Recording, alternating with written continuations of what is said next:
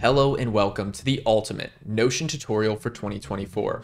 In today's video, I'm going to teach you everything that you need to know about Notion so that even if you're a complete beginner right now, by the end of this video, you will be a Notion pro. We're going to start with the more basic topics in Notion, like creating pages and adding text. And then we'll work our way into the more advanced topics like databases, relations, rollups, and formulas. If you are a complete beginner, I recommend watching this video all the way through at least one time.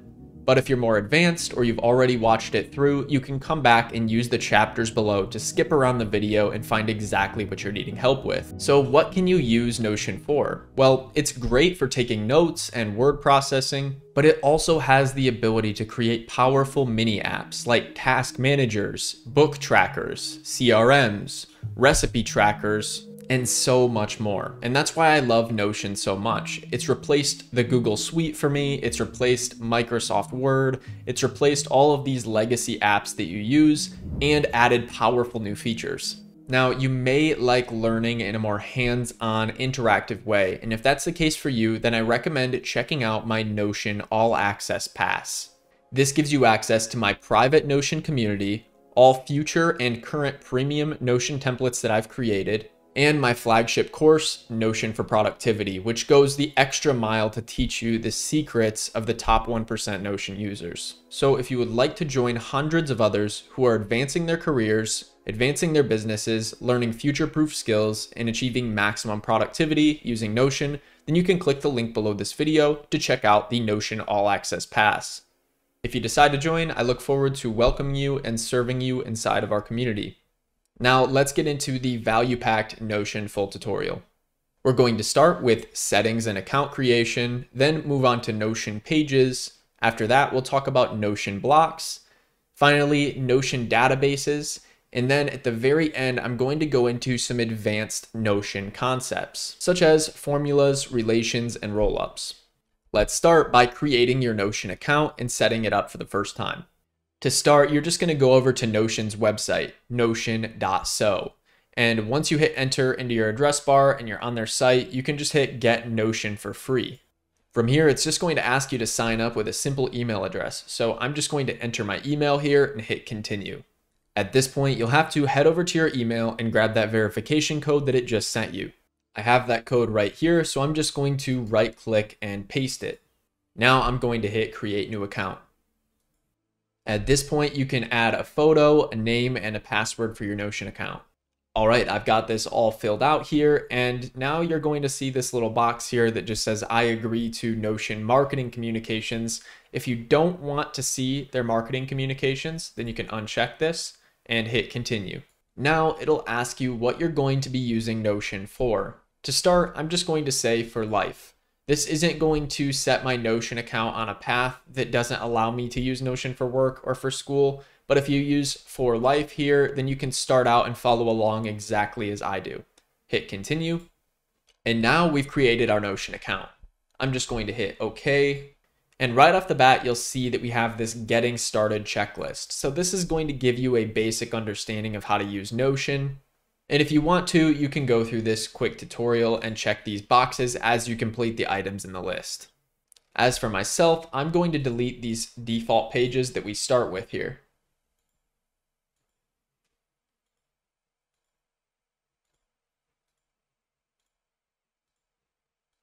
And then I'll hit add a page so that we have a blank untitled page to begin with. Next, let's take a look at Notion's settings and pricing plans in case you do want to upgrade or alter your Notion account.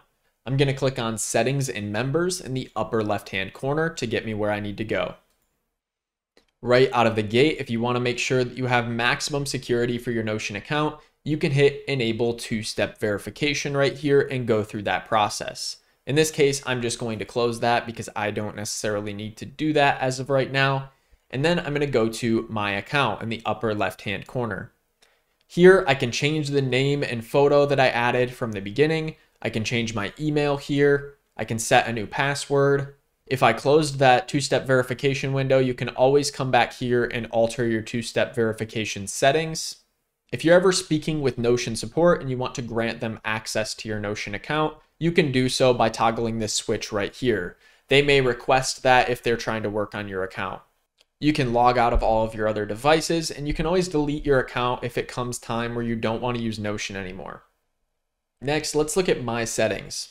So under My Settings, this gets a little bit more interesting. We can change our appearance of Notion here, and I actually prefer working in dark mode. So I'm going to use dark mode for the rest of this tutorial just by toggling the switch to dark. It's just light mode by default with the classic Notion branding, but I'm going to switch to dark mode now, and that's going to be much nicer on our eyes. Another way to toggle between dark and light mode is to use Control-Shift-L on Windows or Command-Shift-L on Mac. So I'm just going to hit Control-Shift-L and Control-Shift-L to toggle back to dark mode. This Open on Start setting allows you to set a page in your Notion account that you want to open by default. Since we haven't gone over pages yet, this might not make sense, but you can always refer back to this after we've talked about pages if you want to set it to last visited page or top page in sidebar. You'll understand what this means after watching this tutorial. Now, if you want to install the desktop app for Notion, then you can actually install that by clicking this link right here. And if you have this checked, it will open links in your desktop app when you're using Notion. Next, we have the date and time settings. You can set your time zone automatically just by toggling this on, but if you want to control the time zone that you're using in your Notion account, you can turn this off and select your time zone from all of these options here. I'm just going to turn it back on to automatic. Now for privacy settings, you can change your cookie settings in Notion. They will have certain settings on here that you don't necessarily need, like this targeted marketing and targeted advertising one. You can turn that off if you don't want them tracking you so that they can do their marketing. You can also turn off analytics, you can turn off functional, but some of these things you're just going to want to leave on. I would probably leave functional on, and analytics probably doesn't hurt to have it on. Strictly necessary, these ones are cookies that you just can't turn off or else the app just won't work. Once you change your cookie preferences, it will reload Notion. So I'm going to hit OK. I'm going to go back to settings, My Settings, and I'm going to scroll down. So profile discoverability, this is the final setting. So users with your email can see your name and profile picture when inviting you to a new workspace. If you don't want them to be able to see you by typing in your email and you don't want your picture and your Notion profile to pop up, then you can turn this off. But if you're okay with anyone in the Notion ecosystem being able to type in your email and see your account pop up, then you can leave it on. I'm just going to turn this off for this particular account. Next, let's take a look at the notification settings. You can get there by going to My Notifications. Here, you can decide if you want mobile push notifications. You will need to install the Notion app on your phone to get these, and this will notify you if you're mentioned in a Notion workspace or a comment. If you work in Slack, then you can turn on Slack notifications as well, and that will notify you when you're mentioned in a page, a database property, or a comment. I'm going to leave that off because I'm not using Slack. Then we have the email notification settings here. This email digests one is going to give you a digest every 8 hours. So I'm just going to turn this off because I don't want to be getting a ton of emails about my Notion account. But if you are using it for Teams, this might be helpful. This top one is good to leave on because if you are getting invited to a page or you're getting mentioned in something important, then you're going to receive an email about that. If you want to edit the settings for new product launches or marketing emails that Notion sends, then you can hit Manage Settings right here on the Announcements and Update Emails. Next, you can go to the My Connections tab, and this is where you're going to be able to manage your connections. There's going to be a ton of connections that you can add in Notion when you hit See All, but the main ones are Slack, Google Drive, and Figma. You can scroll through and see what else they have to offer as well. Next, let's go to language and region settings, and here you can set your language and you can change if you want the week to start on Monday. By default, it starts on Sunday, but some people wonder, how do I change it to Monday? I'm actually going to change it to Monday because that's just how I roll. So those are sort of your personal Notion account settings, but what if you wanted to change your workspace settings? I'm going to click on my workspace settings, and here I can change the name of my organization. So this is how others are going to see my Notion account when they try to join this community or when they try to install something in this workspace. So if you have a company, you're going to name it after your company name. I'll just name mine Productive Dude, and you can change the icon for it here. You can select an emoji, a Notion icon, or a custom upload. Here you can change the domain that you have associated with your Notion account. By default, they're just going to give you a random domain. So I recommend actually changing this to your company name if it's available. Here you can add allowed emails. So if my email domain is hello@productivedude or carter@productivedude, I can just add productivedude as an allowed domain here. And then whenever somebody signs up with that email, they're just going to be automatically added to my workspace. If I have a Plus account, I can add a public homepage here. And if I ever want to leave Notion and I want to export all my content and take it with me, or even if I just want to back up all the content in my account, I can export my content right here. If you have a business level account, you can export all of your members as a CSV as well. So if you get up to hundreds of members in your Notion account, you can export them here. Here you can turn workspace analytics like page views on or off. I'm just going to leave it on because it doesn't do me any harm. Once again, there's a delete button. This is different from deleting your account. It's just deleting your workspace. So if you want to delete your workspace, you can do so right here. Once you're done here, you can just hit update and then go back into settings and members, and we'll take a look at this people tab right here. On the people tab, it's going to give you an invite link that you can send people if you want them to join your workspace. This will show you all of the members in your Notion account. You can also toggle over to guests and groups. Groups and members are members of your team and members of specific groups within your team. I actually invite my members as guests. It's a lot more economical that way. You can silo things off if you create teams, but then you're going to need a team Notion account and you're going to be paying per seat. What I recommend is just using the guests feature whenever possible. Notion has to make money somehow, so they make a lot of their money off of teams. Now let's take a look at Notion pricing. If you hit upgrade within your workspace settings, you can upgrade to Plus, Business, or Enterprise. What I recommend for most people is just using Plus. If you do want to upgrade, Plus will give you access to up to 100 guests, 30-day page history, and it's going to give you unlimited blocks and unlimited file uploads. If you're getting more into the team usages, then you can upgrade to Business or Enterprise. Now, Notion also introduced Notion AI, and Notion AI is a special add-on that you can add to your plan by clicking right here. Notion AI is charged separate from Plus, Business, and Enterprise. If you want to see more of what these plans have to offer, you can just hit compare all features here, and you can scroll through this table to see what these different plans offer. Notion works great with educators and students, so if you want to, you can use the Get the Education Plan button down here, and that will actually give you a Plus account for free, except you just have the 1 member limit. So keep that in mind if you're a student or an educator. Under FAQ, you can hit the plans, billing, and payment link if you want to see more, or you can hit message support if you want to talk to somebody on the sales team. This Sites tab is going to keep track of all of your published sites from your Notion account. So these are basically just pages that you publish and you have a link to that you can send to the public. Here you can edit more security settings. Most of this is for enterprise level Notion accounts. Identity and provisioning, again, is mainly for business and enterprise accounts. The Connections tab is going to allow you to add member level connections or workspace level connections if you have different apps that you want to connect to Notion. And finally, the Import tab can get you started if you're trying to import, let's say, like a Word document, or you're trying to import Evernote notes. Once you're done editing your settings, you can just click out of this window. Next, I'm just going to explain the overall user interface for Notion so that you know where everything is. First and foremost, we have the sidebar on the left-hand side of the screen here. You can toggle this open and closed just by clicking this button in the upper left-hand corner with the double arrows. So I'm going to close it, then you can hover and open it back up, and that will be there at all times, including all of your pages. And you can even drill down into your pages and see pages within those pages. You can change the icon of your page here, and you can even add a title of your page. So I'll just name this home page. And now, as you can see, that page is here on my sidebar. If you want to add a new page, there's lots of ways to do that. You can hit this plus button if you want to add a page within the home page. You can hit new page right here. You can hit add a page right here as well. So there's lots of different ways that you can add a page in Notion. You can see all of your Notion notifications by hitting Control-Alt-U, and that will pop open your inbox where it has all of your Notion notifications, or you can just click the inbox button in the upper left-hand corner.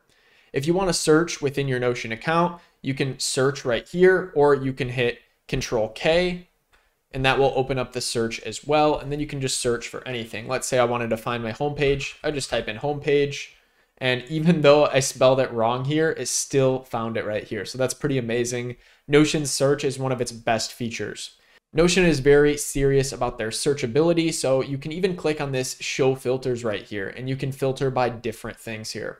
Notion even has their own calendar app. So if you want to integrate your Notion account with a calendar application and you want to plug it in with Google Calendar or Outlook, then you can do so by hitting this calendar button right here, and that will take you to Notion Calendar. I have some more videos on that if you're interested in checking them out. This create a team space button will allow you to create a separate space within your workspace for a specific division of your team. This is where you're going to start opening up a can of worms where you have to start paying for Notion. So I typically don't recommend this if you're just getting started and just learning it from the ground up. But later on, if you want to add a team space and you want to siphon off different divisions of your company, then this is a good way to do that. The templates button right here will take you to a huge database of Notion templates that you can search from and use right out of the gate, but a lot of them are quite generic. So I recommend checking out our premium Notion templates over on my website, productivedude.com. Purchase our all access pass if you just want to get all of my premium templates. The cool thing about my templates is I give installation guides with them, and I show you exactly how to use them to enhance your productivity. The import feature is just going to open up the import settings that we showed you earlier so that you can quickly import different pages. And let's say I wanted to get those pages back from earlier. I can hit this trash button right here, and it's going to show all of those pages that we used to have. And I can even restore them by hitting this button right here. And as you can see, it brings that reading list page back that we got right out of the gate. I'm just going to delete it again because we don't necessarily need that in this example. If I want to toggle the workspace that I'm in, I can click on this button in the upper left-hand corner, and I can change which workspace I'm a part of. I'll need to get invited to different workspaces or added to different workspaces via my email to see the workspaces that show up here. And this is also where people will be able to come if they want to see your workspace if you've already invited them as a guest or as a team member.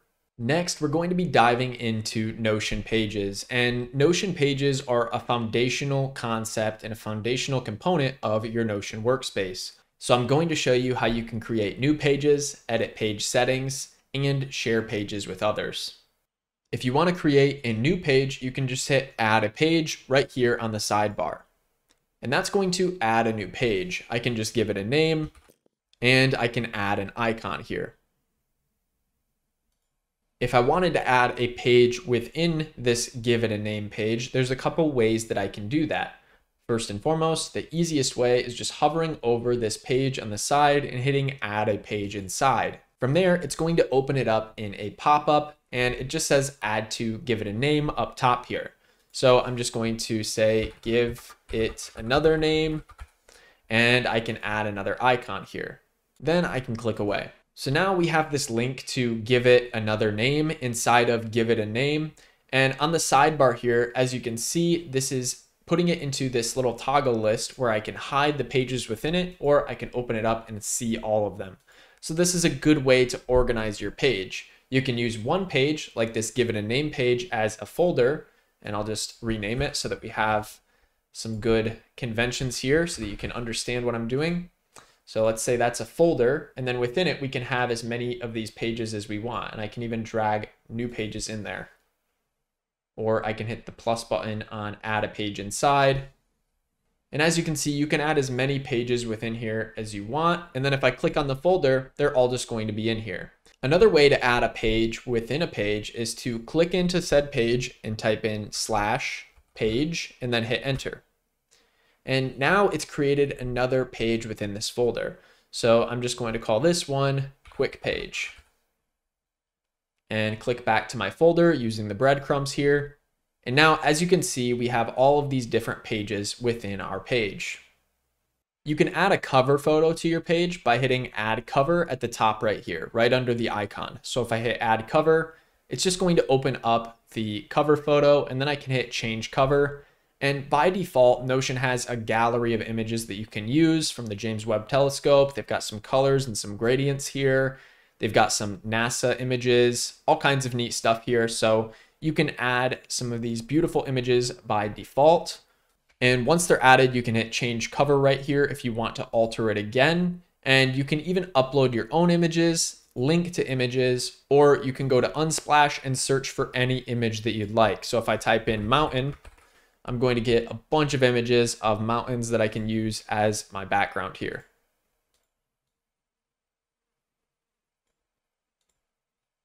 If you want to, you can also add a comment to a page. So if I hit add comment at the top of the page here, I can leave a comment for anyone who has this page shared with them. So they're going to see this comment from me. If I type it in right here, I'm just going to say, hey guys, this is the folder. You can check out our awesome pages inside. You can mention other pages, people, or dates by using this @ button right here, and you can even attach files with this attachment. So I'm just going to send this off, and now that comment is going to live on the page. People can react to it with an emoji, or you can hit resolve if it's something that you want to see disappear, and then you can see your resolved comments by clicking into them. Another cool thing about pages is you can just start typing in them. So let's say I just got rid of all these pages by clicking and dragging over them and then hitting backspace to delete them. Now our folder is empty. I can just click anywhere and I can just start typing in Notion. I'm just going to type in this folder is empty. And it's important to note that even though I've named this folder, it's still considered a page, but you can treat a page as a folder. That is, if you want to store other pages within it. If you want to change the text settings, just highlight the piece of text that you want to change, and then you can actually add bold, italics, underline, strike through. You can mark something as code. You can create an equation. So like, let's say I have 2 + 2. I can highlight that, and if I hit create equation, it puts it in this fancy equation text. You can also highlight your text and change the text color or the background color of your text. So let's just say I wanted this to have a yellow background. And let's say that I wanted to @ myself here. So I could just type in @ and then Carter Sriracha. And now it's going to @ me and notify me. You can also highlight your text and you can hit Ask AI. And then from there, you can go with one of these general prompts, or you can type in your own prompt in relation to this text right here. And I'm just going to type in, what does this mean? And hit enter. And as you can see, it's going to give me an AI answer. I can choose to replace the selection if I want to with this AI answer, or I can insert it below, continue writing, or make it longer. I'm just going to insert it below. And now I have an AI response just populated directly into Notion telling me what this means. I'm going to highlight and delete the content on this page now, and let's go ahead and share this page with someone. So if you want to share this page, you can hover above the right-hand corner and hit share. I'm just going to invite my demo workspace here by typing that email in and then clicking on it. Now this next part is important to pay attention to. If you want to change the access level that this account has, you can hit full access right here and you can change the access level. If you just want them to be able to edit but not share with others, you're going to need a plus account for that. But if you're okay with somebody having full access, just comment abilities or just viewing abilities on that page, then you can change to one of these options. If I hit can view and then I hit invite, it's going to ask me if I want to add this person to the workspace. At this point, this is where you hit skip for now if you want to add them as a guest. If you want to add them to the workspace, you can check this and hit add to workspace. From there, it's going to want to bill you for a team space. So just make sure that you hit skip for now if you just want to add them as a guest. And now you can see all of the people with access to this said page. And they're also going to have access to any pages that you add within this page. Now, the way that this sort of works is if I add a page in here, just type /page, hit enter, page within folder, that person is going to be able to click into this page within folder and they'll be able to see it now. But if you have this page shared directly, then anybody that has this particular page within folder shared with them will not be able to access the outer pages. So it works in a hierarchy. Whatever page on the furthest outside they have access to, they're going to have access to all of the pages within. But if you only share one of the pages within that folder or that page with somebody, like this page right here, let's say I share this one with my other demo account and I invite them, Now you'll see that that demo account has access to this page. This one has access to this page, but if I go out to the outer level page here and hit my share settings, you'll see that that new demo account that I added doesn't have access to this page. It only has access to the page within.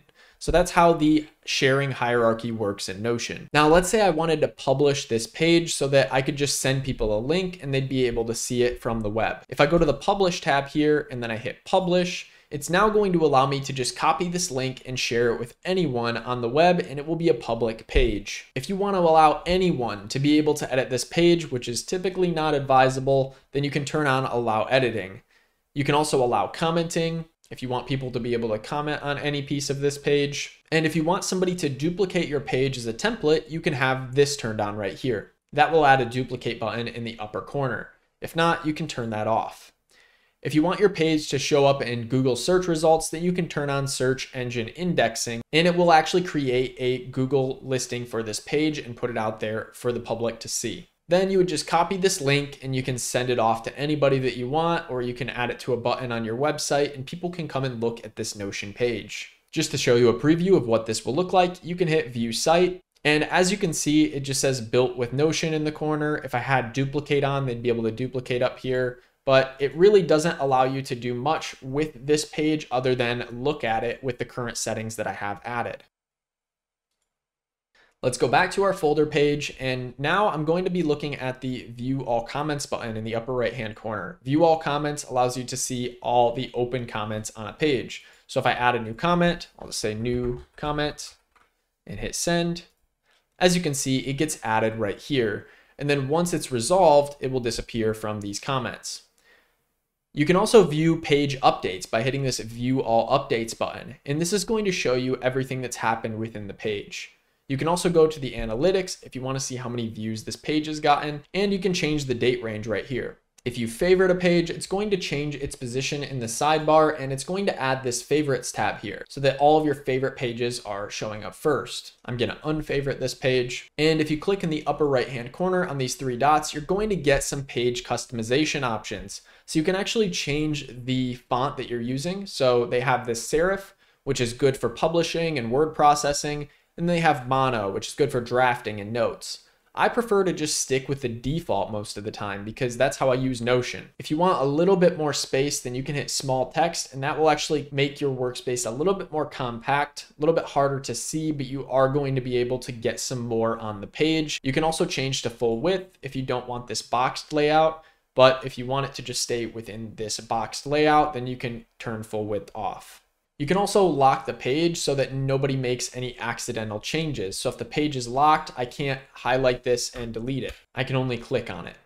I'm going to turn lock page off. And then if I go to customize page here, it's going to allow me to change a few things. So top level page discussion, I can turn that off if I want to, and that will turn the comments off in that section.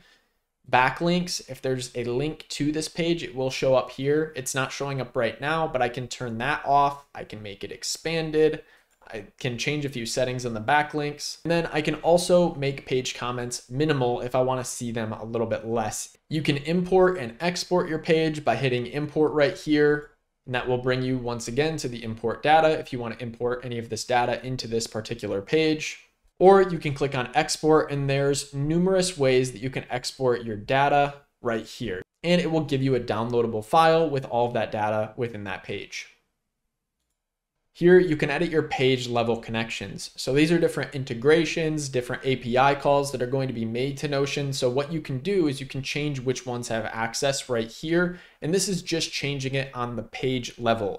If you want to undo something on your page, you can hit undo right here. But you can also just hit Control Z on Windows or Command Z on a Mac if you want to go back and undo something. Next, we're going to look at Notion blocks. And you can think of blocks as the building blocks or the components within your Notion pages. Let's go ahead and start creating some blocks. So I'm here on my Notion homepage, and just as I showed you before, if you want to create a basic text block, you can just start typing something. And from here, we have a block. I know this is a block because I can hover over it and I can drag it to move it around. If I wanted to create a separate block, I could click below this one and I could start typing something else. And now I have two blocks. So this block and this block. You can tell they're separate because I can highlight both of them and there's this little thin line between them. And you can drag them from the side right here. So if I drag this one, I can even drag it to the side of this block. When I get that little blue line, as you can see, now this block is on the right and this block's on the left. We have two separate columns. I'm going to drag to highlight and hit backspace to delete those. And now let's talk about some other useful blocks within Notion. If I hit slash, this is going to be the key to getting access to all of the different block types within Notion. So just write this down. You're going to be using this a lot, the slash button. And now you can just start typing the name of the block that you want to pull in. So I'm just going to type list because this is the first type of block that we're going to look at. Not the database list view, that's different. But if I scroll down to basic blocks, this is where we're going to be starting out. So we have a to-do list, a bullet list, a numbered list, and a toggled list. That's right, you can create lists in Notion. So if I hit to-do list, it's going to start populating in these little checkboxes.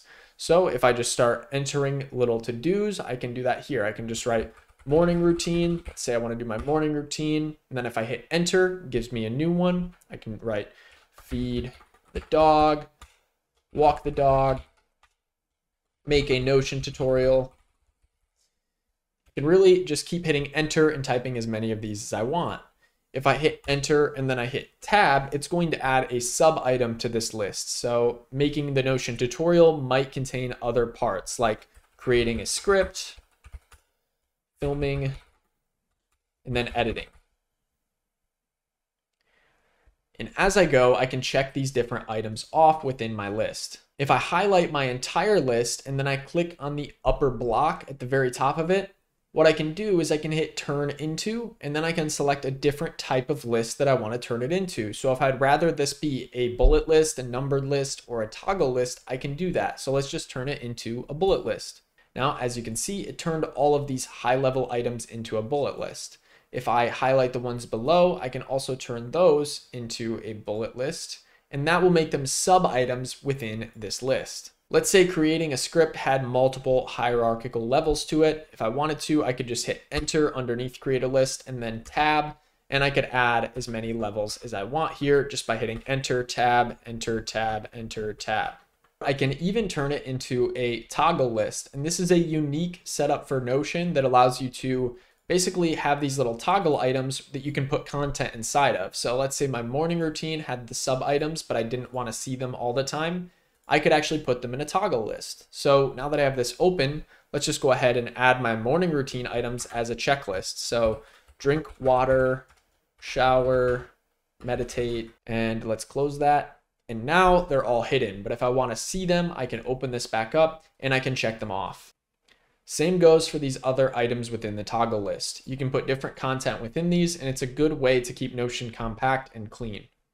Next, let's look at the table block type. This is different from a Notion database. If you've heard of Notion databases, we're going to be getting into those later in this guide, and they're kind of like tables, but tables are just a bit simpler. So if you just want to add a basic table in your Notion account, then you can hit slash and you can type in table, and then you'll get this basic block, table. Not to be confused with table view or table of contents.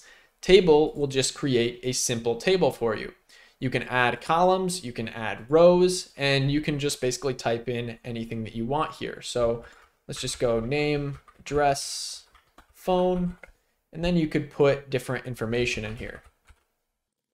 I'm just navigating this by hitting tab to go sideways, or using my arrow keys on my keyboard, or hitting enter to go a row down. If you click on your table and go to options, you can also change the header row or header column toggle on if you want the first row and the first column to become a header.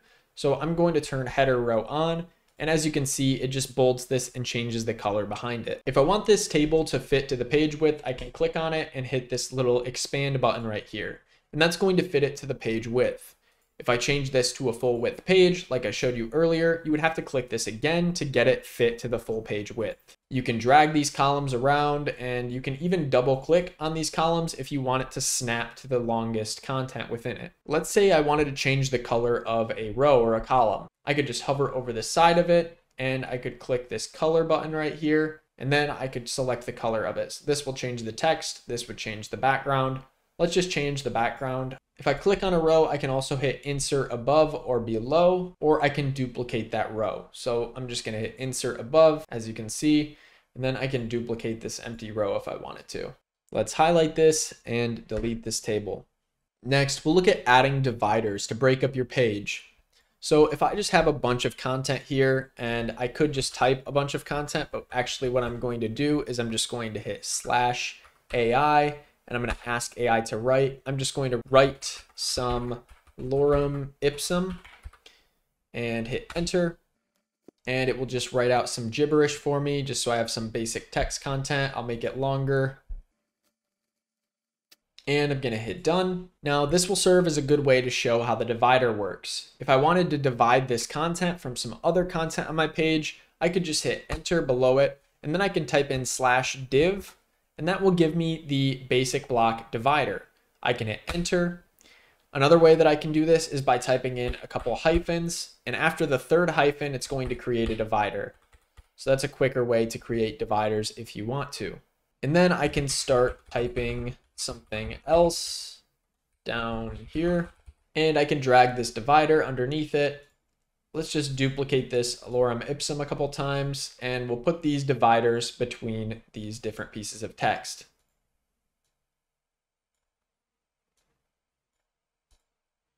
Next, we're going to look at the callout block, and the callout block can be great for also dividing up your pages or just adding a special header to your page. So I'm going to type in / and then type in callout and hit enter. And it's going to create this box with an emoji and a title right here. So I'm just going to call this lorem ipsum, and I'm going to highlight that title, make it bold by hitting Control B or just hitting the bold button. And I'm going to select this little callout icon, and we'll just go with the word bubble. And I can either just drag this above my lorem ipsum, or I can even drag some lorem ipsum inside of this. So you can drag content into these callouts, and it makes for a great way to divide up your pages. I'm just going to duplicate this callout now, or I could have created another one with /callout, but I'm just going to duplicate it. And now I'm just going to drag this text in here by copying it with Control C, highlighting the old text, and then pasting with Control V or Command V, Command C if you're on Mac. And now I'll just change the title to Start Typing. Bold it, and I can add in an icon here. Then let's delete this information here. And as you can see, now we have these callouts separating things, which I actually prefer. This is my favorite way to create Notion pages, is to separate them with callouts. And then you can drag this callout to the side of this other callout here, and you can drag them wherever you want. This is just a good way to make your pages more modular. You can even click on the callout block, and you can go to color, and then you can change the color of everything within your callout. If I change it to, say, a purple background, it's going to make the background of the overall callout purple, as opposed to if I went in here and I highlighted some specific text and changed the background of that to yellow. In that case, it would make that yellow on a purple background within the callout. Let's look at some other blocks. So if I hit / and I scroll through these basic blocks here, you'll see that we can also create headings, which these are similar to text. These are basically just bigger forms of text. You see the simple table, all of the lists that we've gone through, the divider, the callout. Now you can also add a quote. So if you hit the quote button right here, it's actually going to just give you some fancier text for a quote. So if I just wanted to write something, I could enter a quote here. So Notion is the best productivity. And as you can see, it basically just adds this line to the side of it if it's a quote. If I hit enter, now I'm outside of the quote. But if I wanted to stay in the quote, I would just go back into that block, and I would hold shift when I hit enter. And that would actually extend this quote down further so I can keep quoting along. And then let's say I just wanted to highlight this and make it italic. And here I could just write the name of the person underneath the quote. Let's go ahead and delete everything here. And I'm going to hit / again. Now there's one more basic block that I wanted to go over, and that is the link to page. So if I insert link to page, it's going to allow me to link to any of my pages within this page. Now, that doesn't mean this page is now contained here. as it would if I just hit /page and added one to this page. It just allows me to link to another page in my Notion workspace. So if I wanted to link to the folder, I could do so. And the way that I know it's a link to that page is by this little arrow right here that shows up next to the icon. Now, if I click on that folder link, it's going to bring me to my folder page over here. Let's look at a few of the more advanced blocks within Notion. One of the blocks that I really like is the table of contents block. So what this is going to do is it's going to create a table of contents that dynamically updates on your page. So if I hit / and type in I'll get table of contents here. I can click on it. So if I type in /h1 and hit enter, it's going to create a link that says untitled.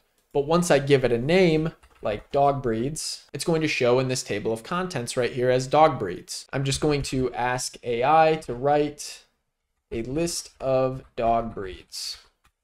And this will serve as a way for me to show you how this table of contents works. So now I have this list of dog breeds. I'm going to highlight it and I'm going to turn into H2. And H2s are going to show up a level down from that H1.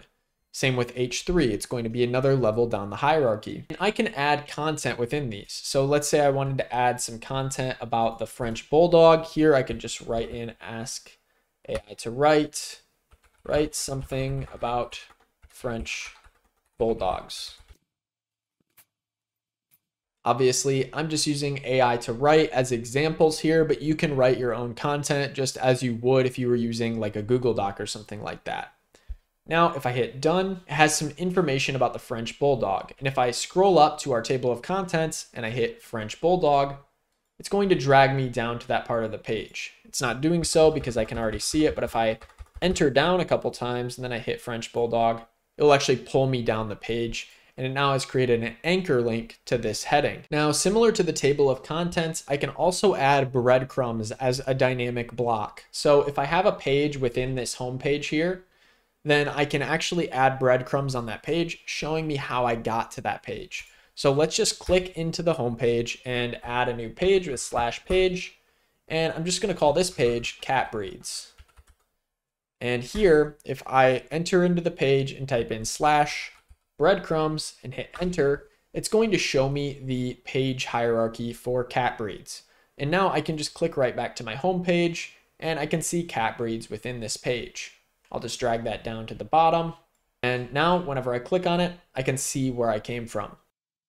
Now I mentioned this briefly earlier, but I wanted to go more in depth on the @ command. So if I type in @, it's going to automatically pull up this mention box. So here I can mention a person, a page, or a date. So if I just wanted to type something like, I created this page on @ it even understands the natural language. So I could type in something like today here, and then I could hit today, and it's just going to automatically link that to April 10th because that's the day that I'm recording this tutorial. If I click on this, I can even change the date that it's linked right here, and I can add reminders for that day. I could also add my folder page, and that would be another way to link to the page.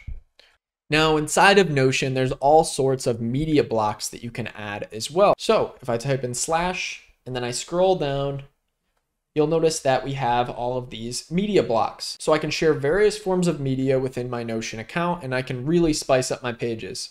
So you can upload images, web bookmarks, which show you like a little preview of a website if you just pop a link in there, videos from YouTube, Vimeo, Loom, audio from SoundCloud or Spotify, which all of these are either an upload or a link. But then we also have a code snippet. So a code snippet allows you to actually type in any form of code and it will give you the syntax here. You can even create Notion formulas just by clicking on Notion formula. And now I can type out a Notion formula. If somebody wanted to copy this, they can hover over it and hit copy, or you can even add a caption explaining what this is all about.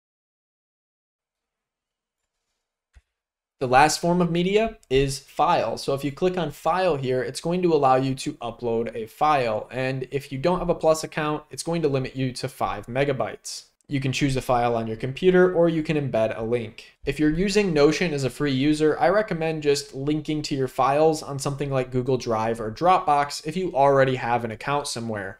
That way you don't have to use Notion as your way of storing files. You can use a different platform for storing the files, and then you can just link to them however you need to from Notion. This is definitely the more economical and practical way of file management. Notion is great at a lot of things, and you may want to access your files in Notion, but in my opinion, it's not the best place to store the source version of your file. Because one, it's an extra expense, and two, it's not as intuitive as something that's made for file storage like Google Drive or Dropbox.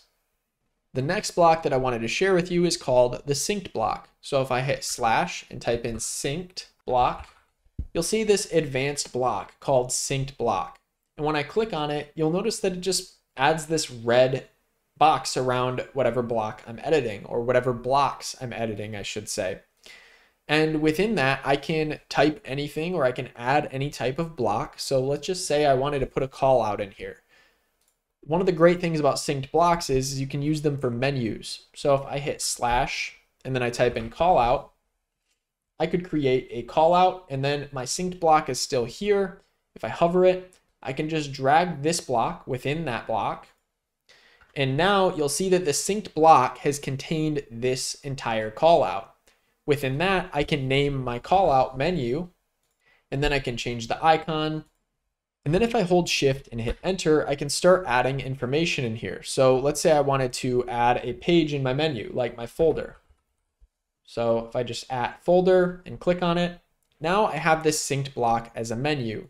But why would you want to create a menu as a synced block? Well, to show you that, I'm going to at the current page that I'm inside of as well. So I'm going to at the home page and link that page as well. Now I have the home page and the folder linked here. Let's say I wanted to navigate between these two seamlessly. To do that, I could actually put this synced block on both pages. So if I click on the overall block and I hit copy and sync and then head over to my folder, I can add it on my folder page. And now I have that same synced block on both pages. If I go back to home page, then go back to folder, I can toggle between the two and the synced block remains the same. If I add information in here, like let's say I add some text, this is my menu, it will also update on the folder page or any other instance of this block that I paste. Like so, this is my menu, and this is me adding text to it. So as you can see, the synced block can be very useful as something like a menu, because now anywhere or any time that I add a page, I can click to that page and toggle back to the other page. If I highlight the synced block and I delete it, now I can delete and unsync copies. If I go back to the folder, you'll see that these are still here, but they're no longer a synced block. So if I delete these, they're basically just treating themselves as a normal block. Next, let's look at the Notion button block. Buttons allow you to take an action with Notion just by clicking a button that you can program right inside of your page. So if I enter into my home page and I hit slash and type in button, and then I click on this button block right here, basically a button has a trigger when any of these occur and an action, do this. So by default, the trigger is just button is clicked. So you don't have to worry about messing with that trigger. But the action can be changed, and the action can have some different results when this button is clicked. So if I hit add action, I'm going to be focusing on the insert blocks action. Add pages to and edit pages in are both more advanced, and those involve databases. So we'll talk about that a little bit later in this tutorial. But in this case, I'm just going to hit insert blocks. And what this can do is just insert blocks right below the button or above the button. So let's say I just wanted the button to automatically generate a morning routine every time that I click on the button. So I could name the button, add morning routine. I could make the icon here a sun. Let's make it a sunrise. And now I can add blocks within this button. So if I add, let's say, a to-do list, like drink water, meditate, shower, walk the dog, read my book, and I hit done. Now, when I click this button, it's going to insert this checklist into my page. So I can just check these off. And then if I hit add morning routine again, it's going to add those tasks again right under the button. And you can do this as many times as you want to generate items. There's lots of creative uses for the button, but this is basically how it works. You can edit the button by hitting the settings, and you can say what you want it to do. You can also have a button take multiple steps. So if I wanted to add another step in here, like a confirmation, I could do so. And I'll just drag the confirmation above the text right here. And I'm just going to enter a confirmation message. Are you sure you want to continue is fine. And we'll leave continue and cancel. Now, if I hit done and hit add morning routine, before it adds it now, it's added this confirmation step. And it wants me to hit continue to make sure that I want that action to take place. So if I hit continue, now it's going to take the second step, which is adding my morning routine for the day. So edit this button and you can add as many of these steps as you want. You can change them around. You can change the order of them. And overall, the button is a very useful tool if you find yourself copying something over and over again. Another neat block that you can access in Notion is Mermaid code. And Mermaid code allows you to create little diagrams in Notion so you can visualize things better. So let's say I wanted to create an org chart or a flow chart of some type. I could just type in /mermaid and I have this Mermaid code block. If I click on it and then I add a graph, it's just giving me this example graph here. I'll just type in my example code and you can split it to view it. Or if you click this button right here and you just go to code, you can just see the code. Or I can even go to preview and that's just going to show the org chart alone. So now I have this org chart here and it's great because I can just visualize this if I wanted to see how something is flowing.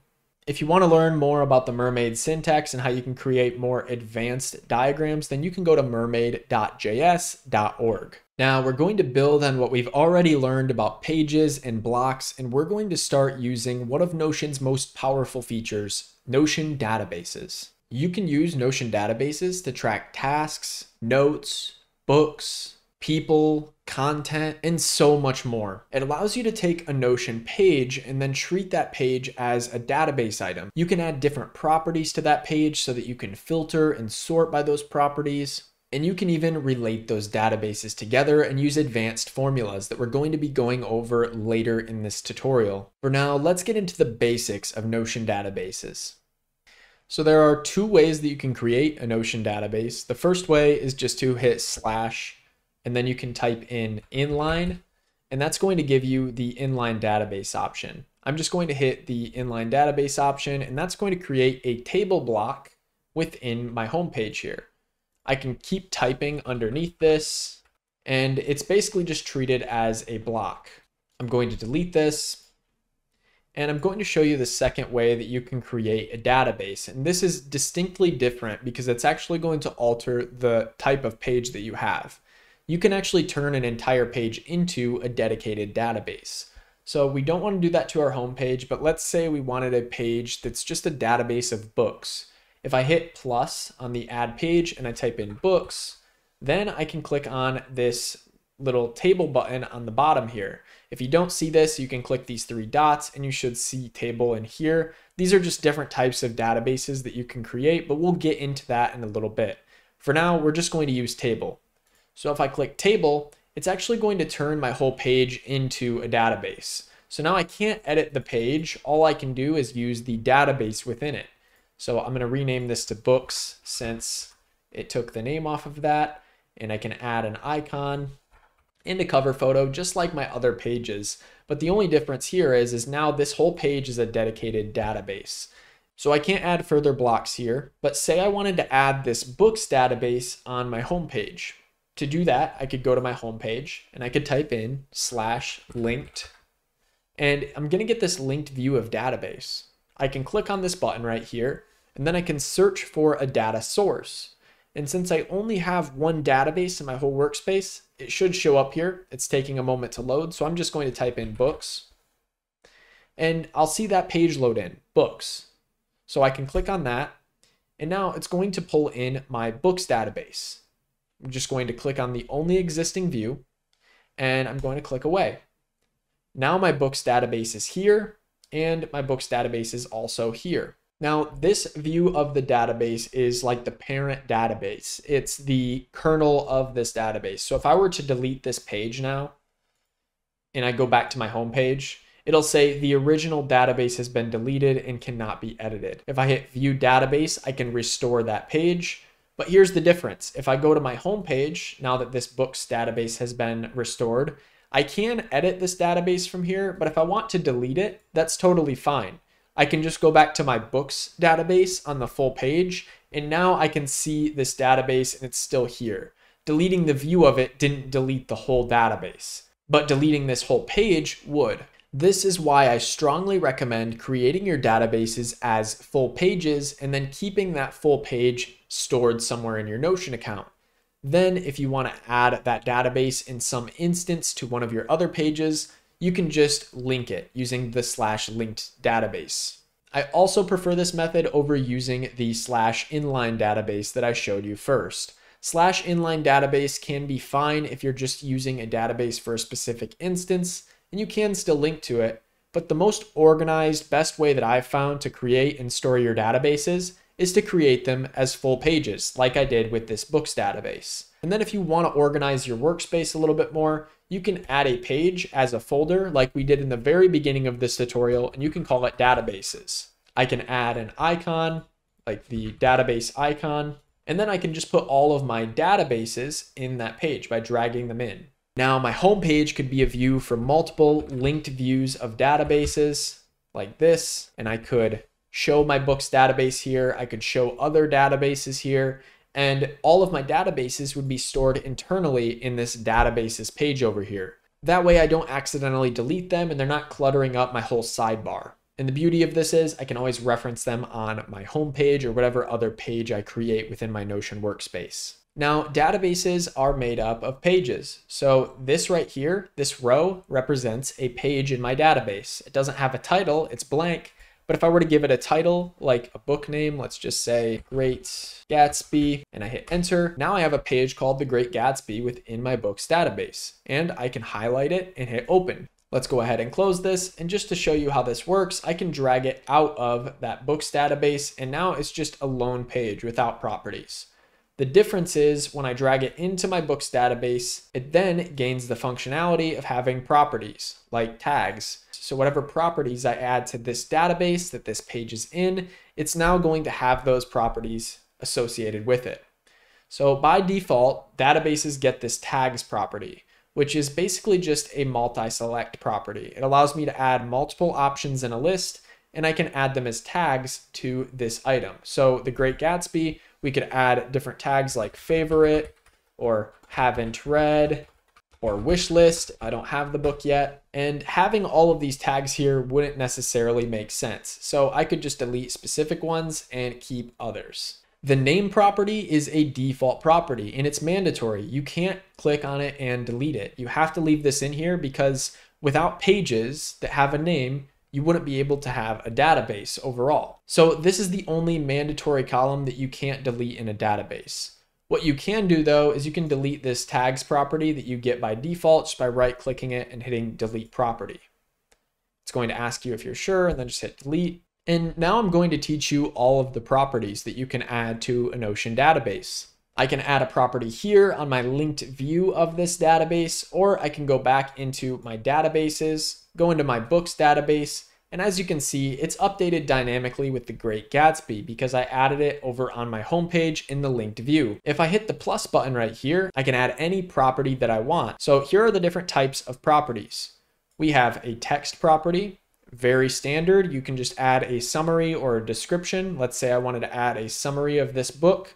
I could just hit text. So let's just call this summary and hit enter. And now I have this summary property. So now I can create a summary that's related to this book. And if I add a new book in here, let's just say like The Catcher in the Rye, I can now add a summary that's unique to each of these pages in my database or each of these rows. The way these databases work is they have these properties and they are specific to this exact row that they're in. So it's basically just different ways of describing the information about my books. So for the name, I could change this to book name if I wanted to. And we could just add a summary for each of these books. I'm just going to paste in a summary of The Great Gatsby. Warning, spoiler alert, here we come. All right, so now I have The Great Gatsby summary, and now I can also add in a summary of The Catcher in the Rye just by typing it if I want to, or I can just copy and paste it, which is what I'm going to do here. Here we go, I'm gonna paste that.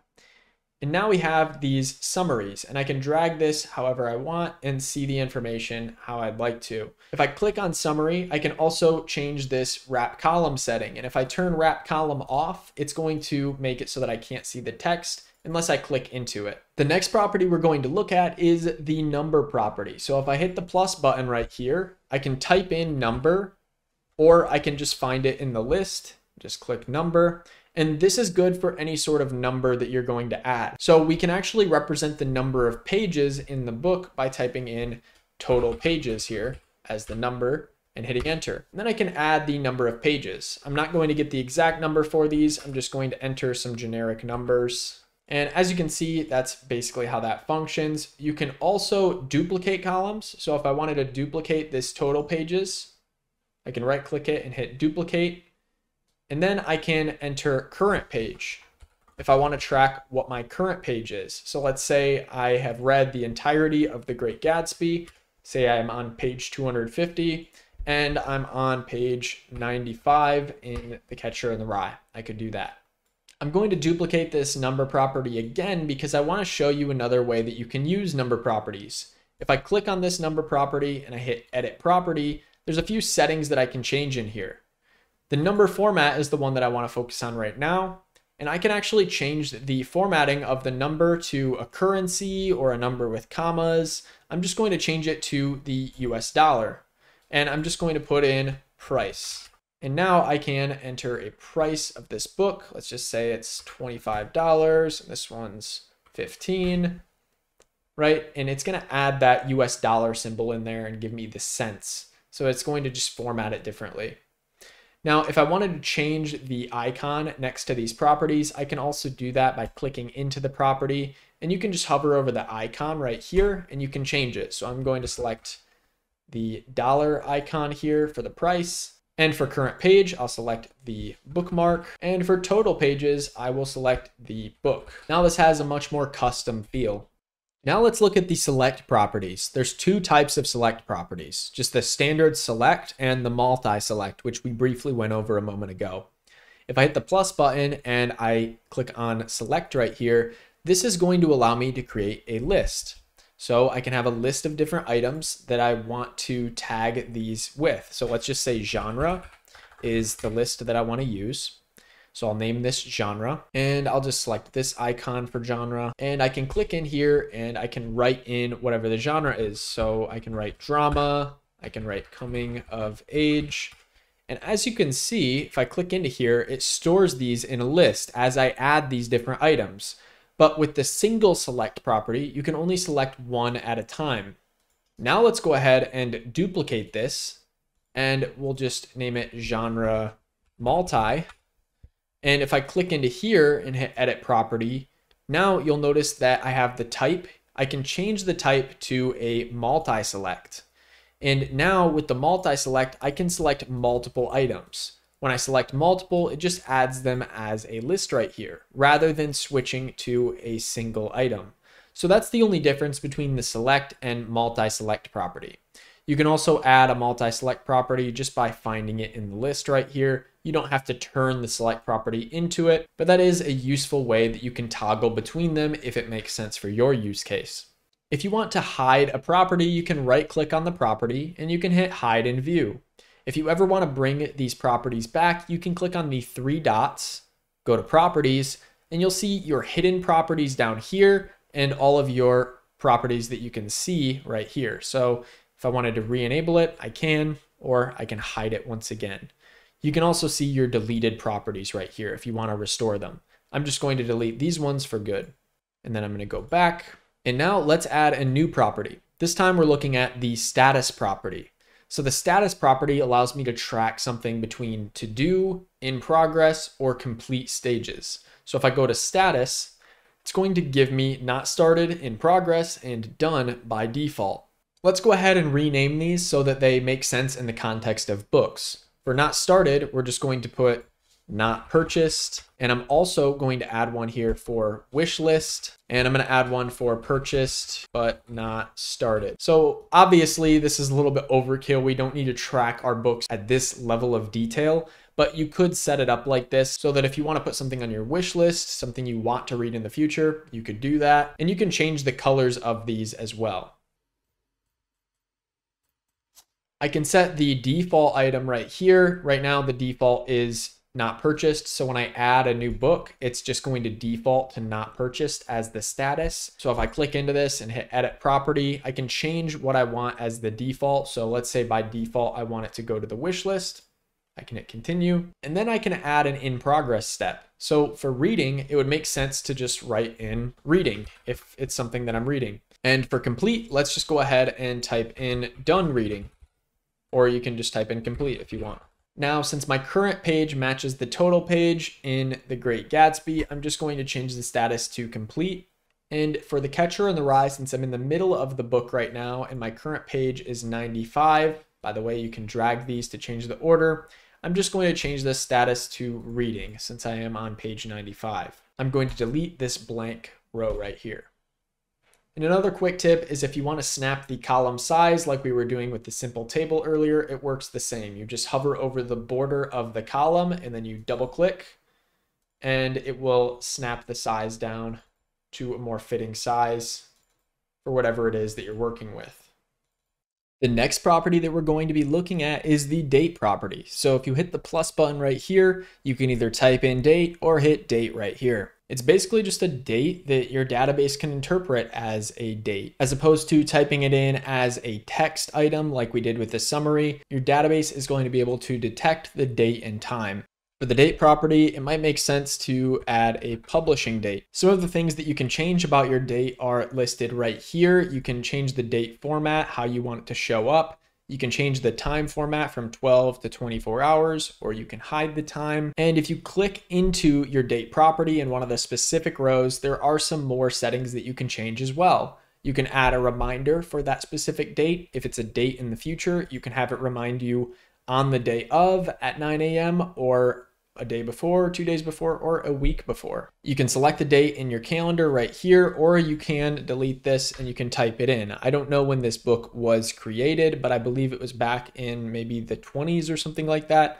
So if I type in April 2nd of 1927 and hit enter, it should figure that out and fill that out for me. So you can kind of type in natural language there and get what you're looking for. If you select end date, then you can create a date range with this property. Since publishing date doesn't require a range of time, then you wouldn't add that. But if you had like a time frame that you wanted to highlight, then you could use end date. You can also use include time if you want to add a time to your date. When I click date format and time zone, I can change the date format as well right here. If you hit clear, it will clear the date, but I'm just going to click away now, and I'll actually show you guys a cool way that you can actually fill columns very fast. If you have the same thing that you're typing over and over again, you can just go to the corner and you can drag vertically. Now, obviously these weren't published on the same date, and this is just some example information in here, but I just wanted to show that as a quick way to copy information into the rows below. Our books database is coming along nicely, and I've started adding quite a few properties in here. But for the next few properties that we're going to take a look at, I'm going to create a new database called tasks. So let's go into our databases page and add another page within it called tasks. I'm just going to hit slash, type in page, hit enter, and then we're going to click on the table button down here and we're going to name it tasks. I can select an icon that makes sense. Just go with this checkbox. And for the name column, we're going to rename it to task. I'm going to delete tags. And let's go ahead and delete these default tasks. I'm going to click into here to add a new task. Let's just say build website. And let's add another one of mock-up website. And let's add create logo. And now we have these 3 tasks. Let's pick up where we left off in the properties by hitting this plus right here and going to the person option right here. Now in this case, it's referring to the actual members in your account. So if I click into here, I'll see all of the members that have access to this account. So Carter Sirach, this one's me. demo workspace. That's the demo workspace account that I added. And I also added my other demo account, Carter. So I can assign these people to each of these tasks now. One of the cool things that you can also do with this is you can assign multiple people. So let's say demo workspace and Carter Sriracha are assigned to mockup website. And then Carter is assigned to create logo. For something like this where you're assigning to a task, I like to rename this to assignee. Now let's click into this and hit edit property. If you want to, you can change the limit, right? So if you just want one person per task, then you can change it to one person. And now it will only allow you to add one person on each of these tasks. There's also an option to set the default. So if you set the default to created by, then whoever creates it is going to get the default assignee right here. So if I'm creating my new task here, it's just going to automatically add me as the assignee. If my demo workspace account were to click the new button, it would add them as the assignee. If you want to delete multiple rows out of your database, you can check this box right here on the left-hand side. So let's go ahead and check the boxes here and hit this delete button. Another quick option before I delete this is you can mass change something. So if I wanted to change the assignee on all three of these that I have selected, I can click on the assignee there and I can change them all to Carter or demo workspace. It's a much quicker way to do this than just manually changing it on each. I'm gonna go ahead and delete these tasks now. Let's move on to the next property type. I'm just gonna hit plus and click on the checkbox property. Now the checkbox makes sense for a tasks table. So if I add a checkbox, I can just name it done. And the cool thing about the checkbox property is I can drag it all the way down so that it's just the checkbox. You can't do that with other properties. They max out at a certain point, but with the checkbox, you can drag it all the way down so that all you see is this checkbox. And now I can complete things that are already done, like creating the logo and mocking up the website. Then build website is the only thing that I have left here. The next property that we're going to take a look at is files and media. So let's say I wanted to add a mockup of the website, or I wanted to add a logo within the files and media. I could do that by hitting plus, typing in files, and I could click files and media. From here, if I click into here, I can upload a file. So let's say I wanted to upload the mockup of the website. I could just choose a file on my computer, or I could embed a link, or I could do the same with a logo. The next property is URL. So let's say I wanted to link to something in relation to these tasks. I could hit the plus button and I could select this URL option here. And this would allow me to show the full URL, or I could just show a preview of the URL. For instance, if I go youtube.com and I do https://youtube.com/something, then in this case, if I click into the edit URL and I hit show full URL, it's going to show the full thing. But if I turn show full URL off, it's actually just going to show me a little preview of that URL. The other neat thing about URLs is you can copy them by just hovering over them and hitting copy to clipboard.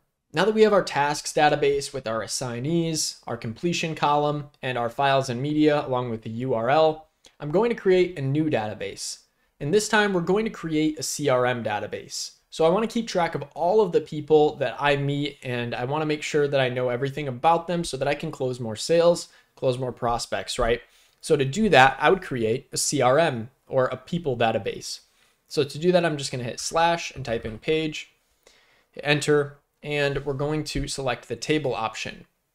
Now I'm going to call it people. I can put the name of the person that I'm meeting in here, and let's delete these other blank columns and also the tags property. Now the next properties that I want to show you are perfect for keeping track of people in a CRM or an address book. What you're going to do is hit plus, and you can add email or phone here now. So I'm going to go ahead and add both of these since both of these are useful in a CRM. Now I can add an email and a phone. If you need a unique identifier for each person in your database, you could click the plus button here and you could select ID. This is also good if you're managing inventory for your store or something like that. You can even add a prefix. So since our database is named people, it just did PEO as the prefix by default. And I'm just going to add ID prefix. And now we have PEO1 representing John Smith. And then if I add somebody else to the database, it's going to be PEO4 since I already deleted those initial database items. And this way it make sure that we have a unique ID for each person. You can also remove that prefix if you just want it to be a number. Now let's go back to our databases page and look at some of the dynamic database properties. I'm going to open up my tasks database and I'm going to hit the plus button right here. If you scroll down just a bit, you'll see created time, created by, last edited time, and last edited by. These get pre-filled and they're pretty self-explanatory. So created time just adds a date when that property was created. So it just implements that and updates the date no matter what time it is. Created by, pretty self-explanatory, tags the person that created it. Last edited time will actually change when you update something. So as you can see, this one was last edited at 6:53, but if I were to change the assignee, now it says that it was updated at 7. You can also open up one of your tasks and edit it inside of the page. And as you can see, as soon as I start editing it, it changed that last edited time to 7 p.m. as well. But the created time will always remain the same. Now, the final dynamic property is last edited by. So since I don't have anybody else in here to demonstrate this with, it won't update because I'm the only editor. But let's say the demo work account came in and edited this mockup of website. It would show that they were the last one to edit it right here. Let's improve this tasks database now that I've shown you guys these different dynamic options. We don't necessarily need all of these, so I'm just going to go ahead and delete them. And I'm going to delete these empty task entries right here. Instead of this lightweight checkbox, I'm going to delete this checkbox and we'll add in a status property. Now I can get a little bit more context about what is done on a task and what's in progress. So let's say that the building of the website's in progress, mockup of the website is done, and creating the logo is done. I can also add a new task, and by default, it's going to be not started. Let's go ahead and delete the files and media, as well as the URL property, so that all we have is our assignee, our status, and our task name. Now you might be wondering, why does this page have an icon and these ones don't? That's because when I open it up, as you can see, there's content within the page, or I've clicked into it to start editing it. If I delete the content out of that page, you'll see that there's no icon appearing there. But if I want to, I can also add icons to these pages and they will show up right here. So if I wanted to get like a website, I could do so for that one. And now it's going to have a little icon there. Now, let's say when something is almost ready to be done, but it's not quite there yet, I want to make sure that I can come in and review it.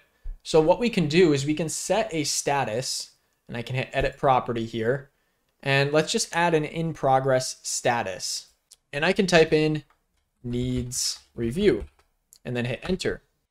Now let's imagine that we're working away in our database and my team is hard at work, but at the end of the day, they want me to review something. They want me to come back and make sure that it's good before we mark it as complete. So it would be ideal if we could have it all be one step where it adds me as the assignee and it marks the status as needs review. To do that, you can use the button property. To add it, you're just going to hit the plus button and then you're going to scroll down to where it says button.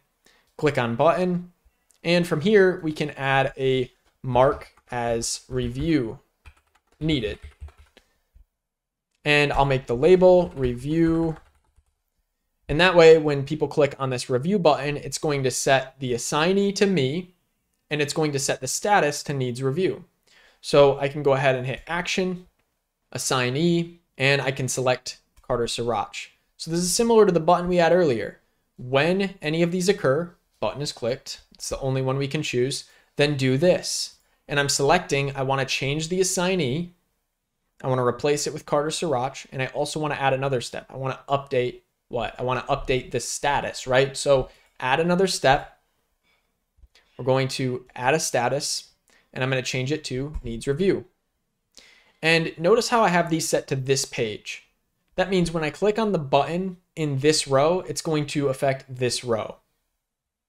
Now that this is all set up, I'm just going to click away and I'm going to hit review and watch what happens. Watch really close to the assignee and status. So let's say demo workspace is working away. They've completed this marketing campaign. They don't want to move it to done yet. They want me to review it. They hit review and boom. Now the assignee is changed to me and it says needs review. Now, if you want to bypass the need for a button and you just want it to automatically update the assignee to me when it gets marked as needs review, you say you wanted that to automatically just switch there. then you can do that with automations by clicking on this little lightning bolt here. But this is a paid feature. So if I hit new automation, it will let me start doing this, right? Add a trigger. So when the status is changed to needs review, then I want to add an action. It says upgrade. Now, if you were upgraded to plus, then you could add an action. So automations are kind of similar to buttons in that way, except you can choose any sort of trigger within your database that happens. And then that way it updates something automatically somewhere else in your database. Fairly self-explanatory, but it is a paid feature. That's why I showed you this little review button instead. Okay, so imagine you and your team are working away and you find that you're having these repeat tasks that you need to complete over and over again, and they're always the same, right? When you open up Mockup website, you add in these subtasks in here like create Figma file, generate color palette, integrate branding, and so on. And let's say you keep on adding the same icon here, right? You keep on adding the paintbrush icon. Well, with Notion, you don't have to repeat yourself if you're creating the same page over and over again for every website that you mock up. What you can do is you can create a template. To create a template, you just hit this little drop down over by the new button and you hit new template. Now it says you're editing a template in tasks. Since it says you're editing a template in tasks and there's this gray bar across the top, that's how I know that I'm editing the template. I'm not editing an actual page that already exists. I'm editing a page that's going to exist in the future when I create a page using this template. So let's say I name this mock up website. And at this point, I could add in all of the information that I need. So I could put my assignee as whoever the designer is. Let's say the designer is Demo Workspace. And I could set the status to not started or in progress. And by default, I could put some items in here. So I could just put generate Figma file, integrate branding, and so on. I could add as many of these as I want. But the cool thing is if I click out of this now, and then I go back up to new where that little drop down was, you'll now see mockup website. And when I click on mockup website, it's going to integrate all of those checkboxes that I put in there and all of the properties that I set by default. And this way, I don't have to go in and edit it every time I create a new mockup. I can just click this drop down and hit mockup website. Now imagine you're just mocking up websites a ton and you just want that to be your default task. Well, you can also hit the drop down and you can change it to default, because by default right now, if I just add a new page, it's just empty. But if I wanted it to be mockup website by default, click on these three dots and hit set to default. And then you can do it for either just this view, just this instance, or all of the tables. So I'm just going to do for all views so that wherever I have a task table, now it's just going to make the task mockup website by default. Now, let's imagine that we are maintaining websites as well, and we have this reoccurring task every single week where we need to remember to go in and do our maintenance updates and our backups for our websites. Well, in that case, you could create a template and you could have it repeat weekly using the templates feature as well. Just click the little drop down here, hit new template, and I could type in maintain websites. And then I could put at today. And if I select date when duplicated, it's going to automatically fill in the date when this is duplicated. So let's go ahead and create a checklist of the websites or the clients that I need to maintain their website for.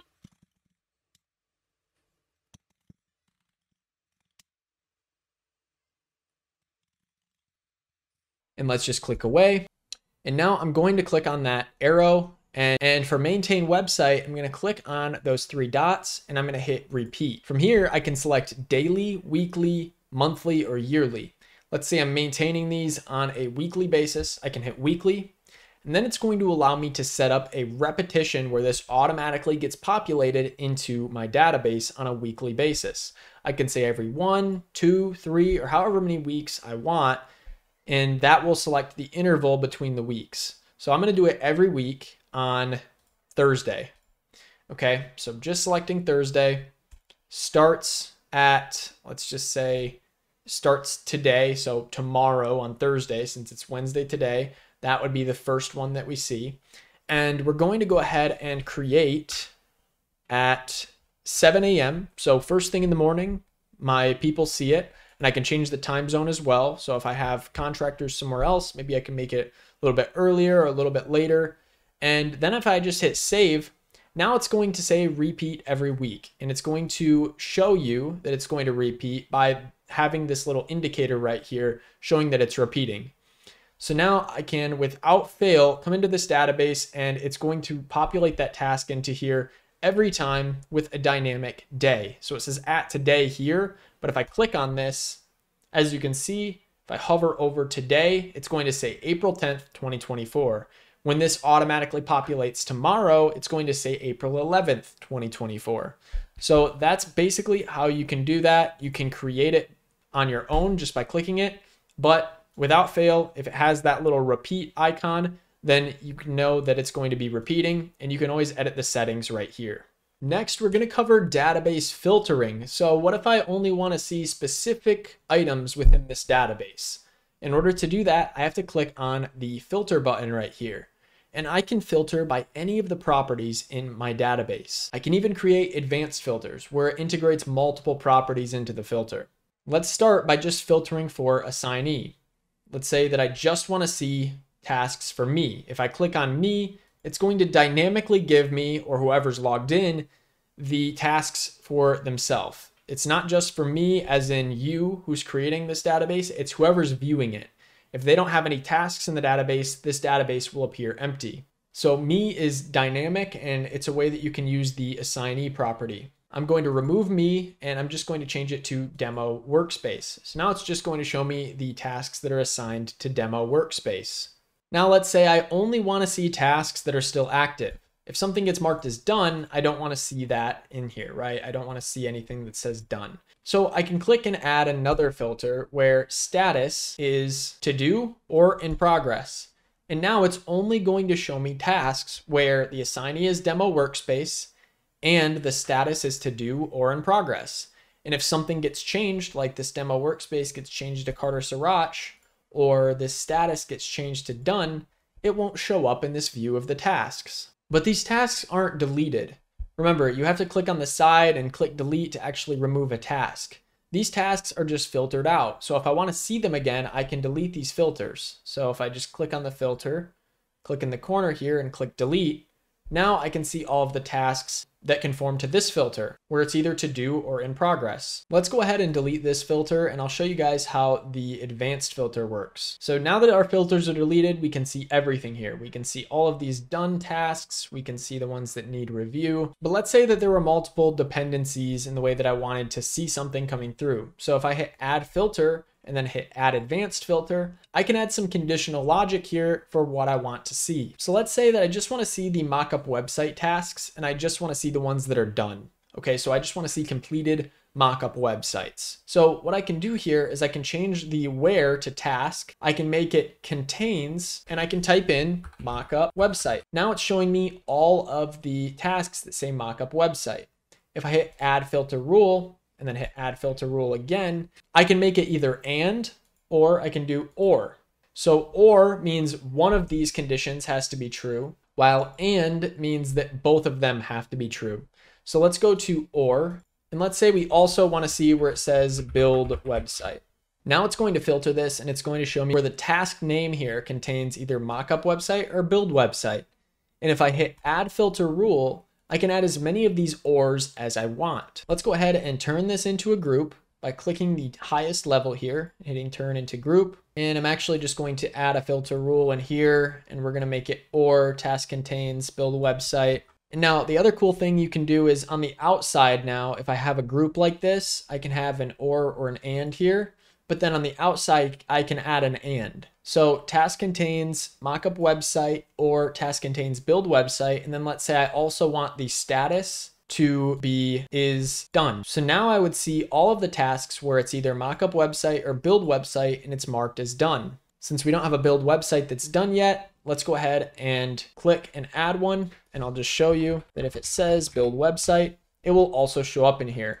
But if it said, let's say it said, create logo, it would automatically disappear when I add that to the table. Now that I've shown you how to filter data so that you're just seeing the information that you want within your database, I'm also going to show you how to order it in the order that makes sense for you. You can hit sort right here, and you can sort by any of these properties. So let's say I wanted to sort by task, and I could make it ascending. If I want it to start at the beginning of the alphabet, A, and work its way up, B, C, D. And if I wanted it to work backwards through the alphabet, I could do descending. So as you see, when it's ascending, build website is at the top because it starts with B, while M for mockup website is further down the list. You can also add multiple sorting options here. In whatever order that they're in, that's going to dictate what is prioritized in the sorting. So you can hit add sort, and we can also sort by assignee, let's say, ascending or descending alphabetically. So let's say I change the assignee here, and it's going to put the ones that say Carter at the top. But if I go to assignee and change it to descending, it would go the other way around. But look at this, since build website comes before mockup website, it's going to prioritize that instead of prioritizing the assignee, because that's the order of the sorting here. If I drag task below assignee, now it's prioritizing the assignee and then the task name. So whatever order you set up for this is going to make a huge difference. Sorting and filtering are amazing, but what if you want to have different views saved so that you can toggle between, let's say, complete tasks and incomplete tasks? So if you want to create a view for just your complete tasks, you could hit the plus button up here, and that's going to create a new view. You're going to see all of your tasks again, no filters or sorting have been applied. And let's just go ahead and name this view based on what we want it to include. So let's name it complete tasks. I'm just going to stick with the table layout for now, but I'm going to show you all of these other layouts in this video. You can alter the settings here, like show vertical lines. If you want to turn that off, it will just turn off the lines that are between each of these columns. I'm just going to keep that on for now. If you want the columns to be wrapped, you can wrap the columns, and that will force everything down a line when you make the column smaller. And I accidentally clicked out of that now, so I'm going to click back into the settings here, go to layout, and I can get back to those settings. The next one is open pages in. So this is how your pages are going to open. Side peek will open them on the side, and it shows you in this little icon. So side peek opens on this side over here. Center peek opens in the center, and full page will just open the page in full view. This is referring to the different pages when you open them. So let's just stick with side peek. And this is a relatively new feature. You can now turn off the page icon view so that you don't see all of these different icons right here. So I can just click that and it will turn off the page icon for this table. If you like the page icon to be showing within your database, then you can turn that back on. Now I'm just going to click out. And since I named this view completed tasks, I'm just going to click on these three dots right here. And then I'm going to click on the icon that represents this view.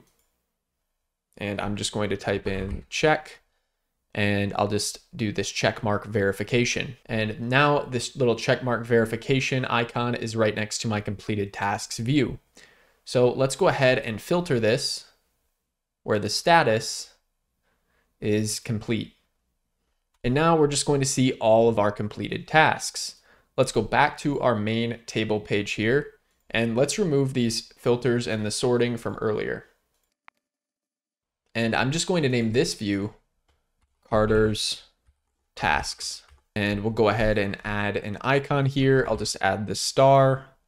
And now I'm just going to filter by assignee. And I'm just going to filter by Carter Sirach rather than just Carter here. And as you can see, we have all of Carter Sirach's tasks. And now I'm going to add another filter so that I don't see these tasks that are done. So I'll hit add filter, status is not done. So you can do is not, and that will be basically the inverse of the is. So with is, you have to check everything that you want to include, whereas with is not, you just have to check what you don't want to see. So you can do it either way. Now, since I'm not marking tasks to be reviewed, I'm only seeing tasks that people are having me review, I'm actually going to hide this property. So when I hide a property like this, it just hides it in the view. Then if I go to complete tasks, I can see that it's still here. I'm going to hide it in this view as well, but I just wanted to quickly show you that you can actually hide those different properties, and it doesn't necessarily translate over into the other views. Like we can hide the assignee in this view, and as you can see, the assignee is still here. on this view, Carter's tasks. So ultimately what this does for you is it allows you to create different views with different filtering, different sorting, and different properties. It's best to create views that are going to help you out with different tasks, like viewing things that are past a due date, looking at completed tasks, looking at tasks that are specifically related to one person. Or if you look at any of your other databases, like your books database, you could just filter so that you could just see books that are in your wish list. Or you could sort so that the books are alphabetically sorted. Another way that you can chop up your data is by using grouping. Let me show you how grouping works. So grouping can be found not up by filter and sort, even though it's similar to filtering and sorting, but it can be found by clicking these three dots right here. And then you'll see group right here. I can click on group, and then I can group by, let's say, assignee. And since I'm the only assignee in Carter's tasks, I'm going to be the only person that it shows here. But if I were to get rid of this filter for assignee, and then we change the assignee on a couple of these, as you can see, it's going to group them by the assignee. So if I change the assignee to demo workspace, now it's put demo workspace in a toggle list, and I still have Carter Sriracha in a toggle list as well. So you can edit those grouping settings by clicking those three dots and going to group. Up until now, we've been using the table database. And the reason for that is the table database is one, the default database that we start out with most of the time. And two, it's much easier to work on your databases when you can see all of your properties in a table format. It's also easier to visualize the sorting, change the properties, and it's just a really straightforward way to edit databases. So for the most part, I recommend editing your databases in a table view. But if you want to view your data in a different way, then you can change your layout. So just like we created a view for grouped tasks that's in a table format and it's grouped, and we've created a view for complete tasks, which is just in a normal table layout, we can also create another view where we choose a different layout type. So let's say we wanted to view this as a board. And in the case of a board, if I click on this, we can see things just like this. So by default, it's grouped them by status. So grouping something in a board is different than grouping it in a table, because when you're grouping something in a board, you're grouping them in this way. So I'm grouping by status here. It's going to show me these at the top of the board. Those are just going to be the top levels of this board.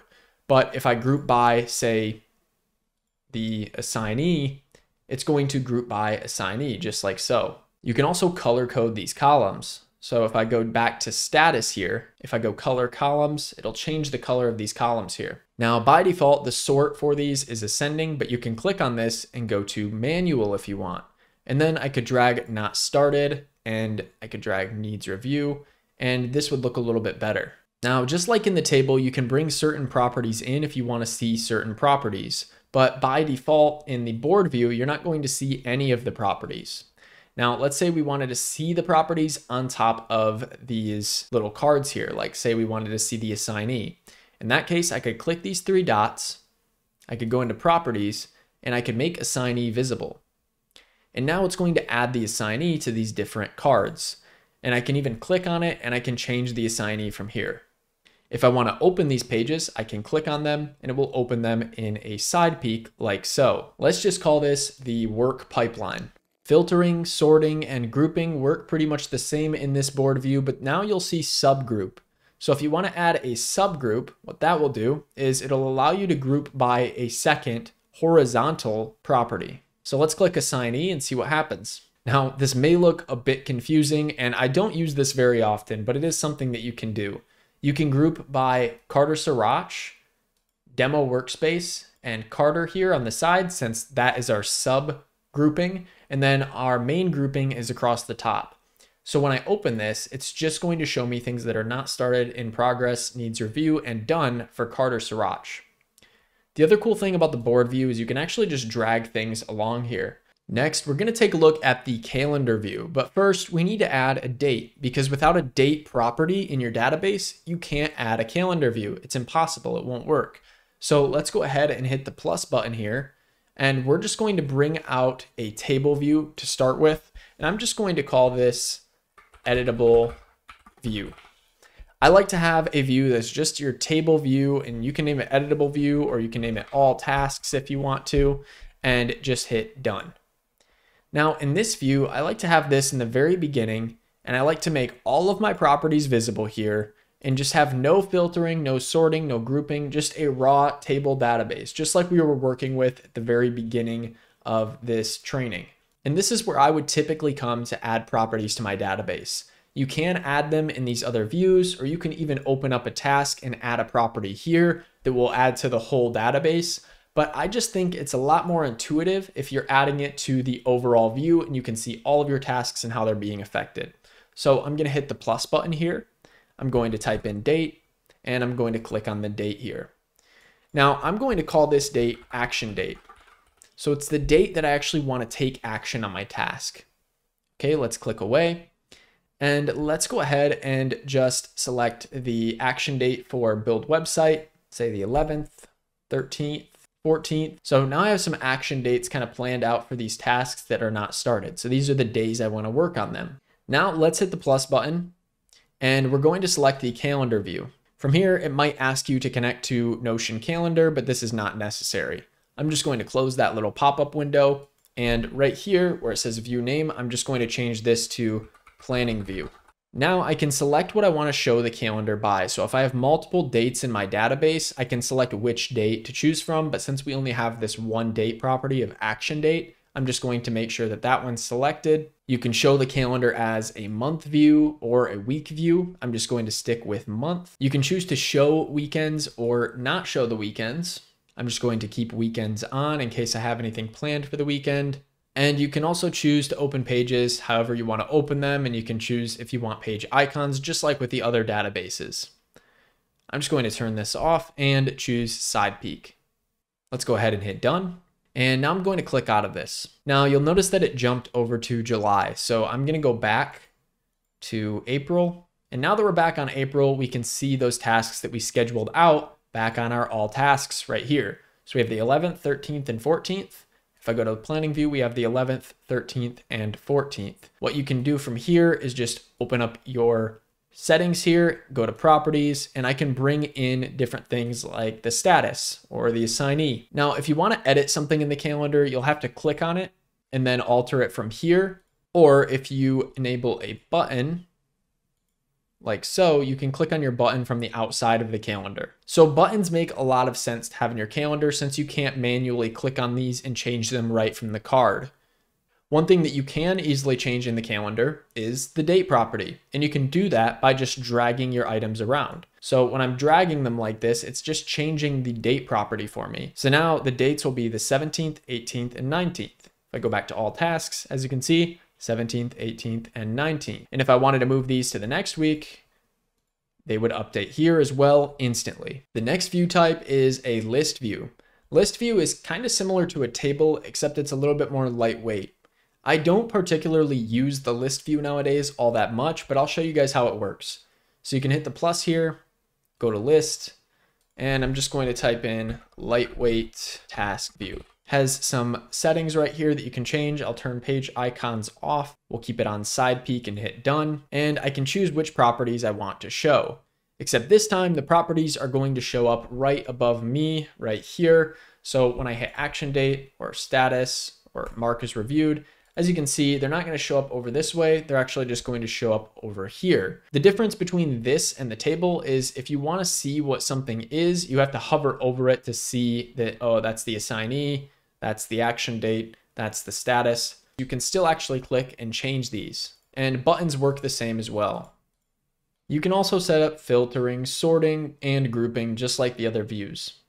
Next, let's take a look at the timeline view, which is similar to the planning view in that it's basically a time-oriented view where you can drag things around and it will change the time. The difference between the calendar and the timeline is that the timeline is a little bit more free form, whereas this snaps into dates. On the timeline, you can zoom down to the minute and you can also zoom out to the year. So let's go ahead and dive into the timeline. I'm just going to hit the plus button and I'm going to click on the timeline layout. Again, you show the timeline by a date. So when I select the date here, it's going to select the date and then I can hit done. And now I can see these in my timeline view. Since we're set to month right here on this little toggle, it's going to show me from a zoomed out month view, and I can actually drag things around like this.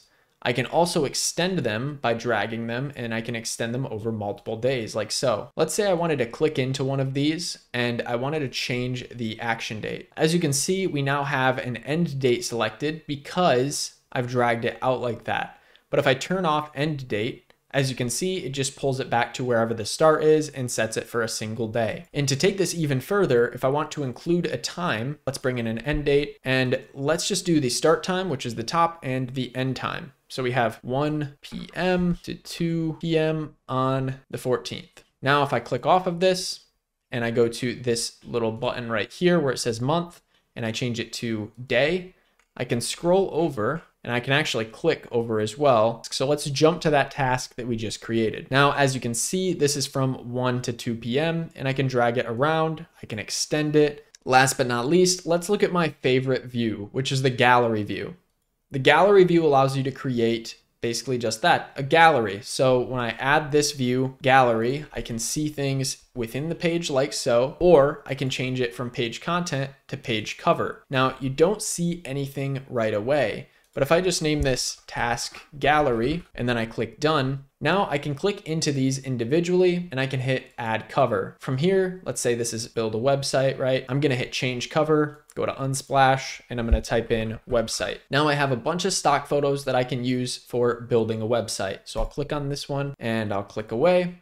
And now, as you can see, we can see that beautiful image right here in the gallery. I can reposition it, and I can even change the size of these cards if I'm not liking the look of them. I can just click these 3 dots, go into the layout, and right now they're set to medium by default, but if I click on that and I hit small, that will make them more compact. It might also make sense for you to hit fit image. So if the image isn't the perfect size for the Notion cover photo, if you fit the image, it's just going to show you the entire image up here. I'm going to turn show icons off and I'll bring side peek in. And once again, we have our grouping settings, we have our sorting, we have our filtering, and I can go to properties as well and bring in different properties. Let's bring in the assignee and the status.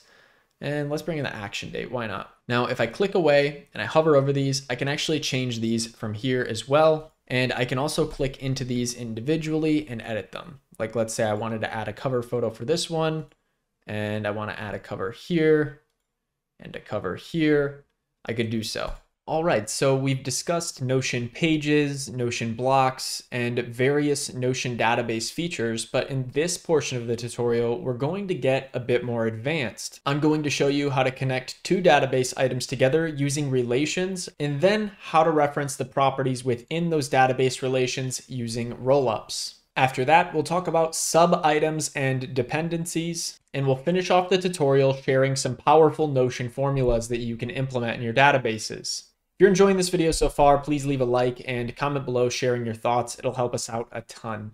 To kick things off with relations and connecting databases, I wanted to kick this off on the whiteboard because some of you are probably more visual learners and this will help out a ton. I've taught this to many people and this whiteboard illustration always helps. It makes it easier to understand rather than just clicking buttons in Notion.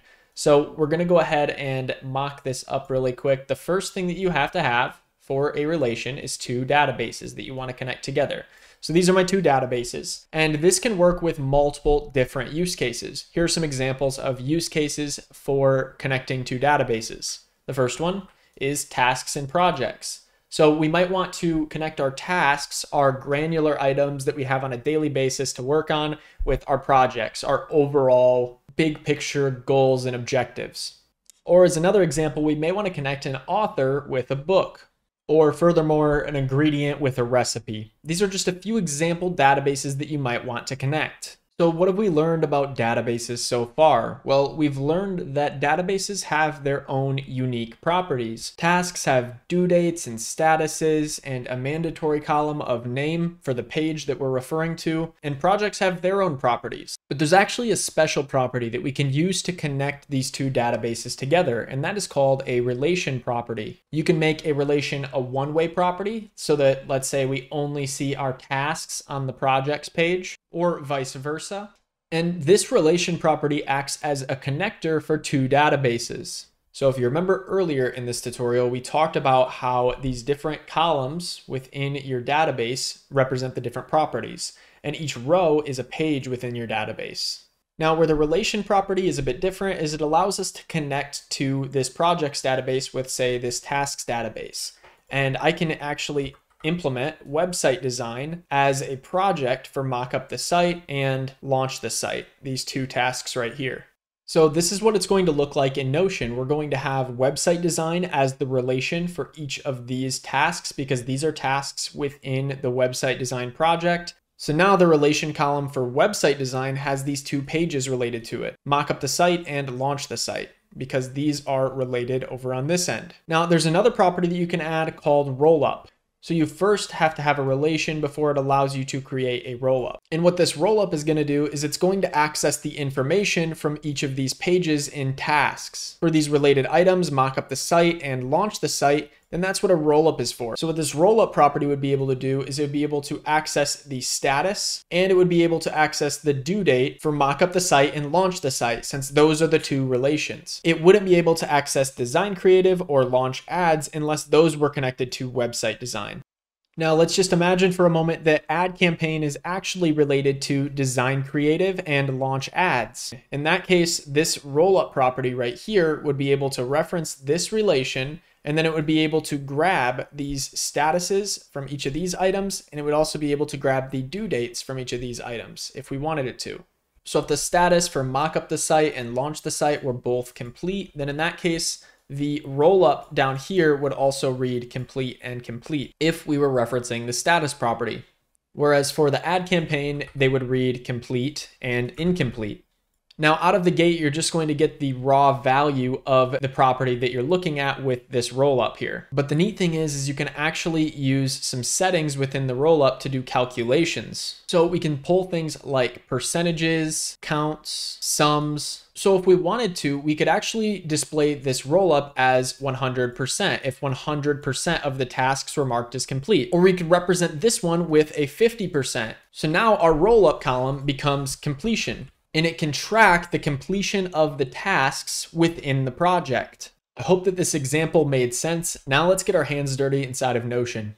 First, let's head over to our databases page right here that we already created and close your sidebar. From there, I want you to create a new database called projects. Let's just hit / and type in page, hit enter, and then create your projects database. From here, you can hit table, and now we have a full page database. You're gonna rename it again there because it deletes the name after you turn it into a table. And we're going to add an icon. So that looks pretty good. Let's just rename the name column to project, and let's delete this tags property right here. You can add whatever other properties you want for this project, but for now, I'm just going to dive straight in and create a relation to the tasks. So let's hit the plus button here and type in relation. Click on this little relation button and then type in tasks. You should see your tasks database pop up. Click on that tasks database, and then you can decide if you want it to show on both databases or if you just want it to show here on projects. I want it to show up on both databases, so I'm going to turn this on. And it's going to create a property over on our tasks database when I create this relation property here. So I have to decide, what do I want to name it? I'm just going to call it project. I'm going to keep it on no limit so I can add as many tasks to my project as I want. Let's hit add relation. And now you'll see this new property appear that says tasks. Let's create some projects that we can relate to our tasks. So I'm going to create a project called website design for company name. Next, I'll do add campaign for another company. Now, if you want to select some tasks that you've already created, then you can just click into here and you can select a task that you've created. Or you can type the name of a new page and it will add that page to your tasks database. I'm just going to type in the tasks that I need to complete for website design for this company. So I need to do a website mockup. I'm going to hit plus down here where it says website mockup, and that will add that to my task list. Let's click out of here, and now you'll see that website mockup is added here. Let's click back into it, and we can start typing to add another task. I'm just going to type in launch website. Let's add that one. And we could do it the same way for this ad campaign, but I'm actually going to do that one in reverse. We'll head back over to our databases, go to tasks, And I'm going to show you a different way that you can achieve this. So we have these two right here, these two tasks that I just added, and they're related to that project, website design for company name and website design for company name. Now, if we go ahead and add a new task, let's just call it add creatives. Let's add another one called copywriting, and let's add one called launch ads. Now we can individually click into these and we can add the ad campaign project by clicking on this project column for the specific task that you want to relate. You can also change multiple at once by highlighting them and then clicking on project. And here I can select ad campaign for another company. As you can see, it's added it for both of these ones that I've highlighted here. Now, what's neat about this is I can actually click into this project from here and I can see that the tasks are related. I can even go into my task settings and hit show as, and then as a page section. And what that will do is it will bring my tasks into this page in a nice list view. From there, I can even click on these three dots right here and I can show certain properties that I want to be able to edit, like status. So now I can see my status property and I can even edit it from this project page here. Now let's close this and head back over to the project so that I can show you how Rollups work. So let's click on projects, click the plus button and type in Rollup. Click on Rollup, and where it says relation here, you're going to want to click on relation and then select the tasks relation. If you had multiple relations here, you'd be able to select from all of them. But since there's only one relation property, you can see it here. I'm going to click on it. And now it's going to look a bit confusing because it's basically just duplicated the relation column, but you just have to select the property here because right now it's just set to the page name. So if I click on that and then I click on status, it's going to pull in the statuses of each of these tasks. Now out of the gate, this is pretty neat, but it's not super helpful. What I'd rather see is a percentage for completion. And I'm going to rename this rollup to completion percentage. Let's click into our rollup property, hit edit property, and then where it says calculate, instead of show original, which just shows the status for each of these, I'm going to click and I'm going to count percent per group. And then I'm going to count the percentage complete. And since none of them are complete yet, it's just going to say 0%. I can even click into here, hit edit property, and then I can decide if I want to show it just as a number like we are right now, as a bar, or as a ring. And you can even change the color of the ring just to add a bit of personality, and you can decide if you want the number to show or not. Now let's make this a bit more practical. I'm going to switch back to the bar, and let's go ahead and click on this website design for company name. And now I'm just going to set the website design mockup for this website design for company name project to done. And as you can see, it's calculating that 50% of the tasks within this project are complete. If I add a new task, I can do that here to the project. It's going to change it to 33% because I have a new task now. But as I complete these different tasks, it's going to dynamically update the percentage of tasks that I have complete. Where this gets really fun is adding a cover photo to your project. So I've added one for website design for company name. We'll also add a web logo. Now let's do the same for the ad campaign. And now let's go ahead and close this sidebar. Next, let's create a view like we did earlier in this tutorial. I'm just going to select the gallery view and I'm going to change the card preview to page cover. And then we'll change the card size to small. I'll name this project view. I'll hit done. And we can unhide completion percentage. So now I can see what percentage of my tasks are complete from right here. Now in this view, I can see the progress bar and I can see my project. And then if I click into it, I can see the tasks within it. And now we have an intuitive task and progress tracker. Now there's also another type of relation that we can create, and that is a relation to a database of itself. So what we can do with this is we can relate two rows within the same database together. So to do this, let's illustrate this by going back to tasks. And what we can do is out of the box, Notion has an easy way to set this up.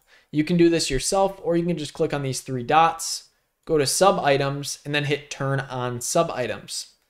And what that does is it creates two relation properties. If I click right here on these three dots, go to properties, and then I turn on these two new relation properties, I should be able to see them within my tasks database. The first one is called parent item and the next one is called sub item. So this is great if you want to create, say, a subtask. I could rename this to parent task and we could rename this to Subtask. And let's say I wanted to add some subtasks for launch website. Well, to do that, I could just click over here on the subtask for launch the website, and I could add in some subtasks that go into launching the website. So I could type something along the lines of SEO checklist, mobile responsiveness, spell check.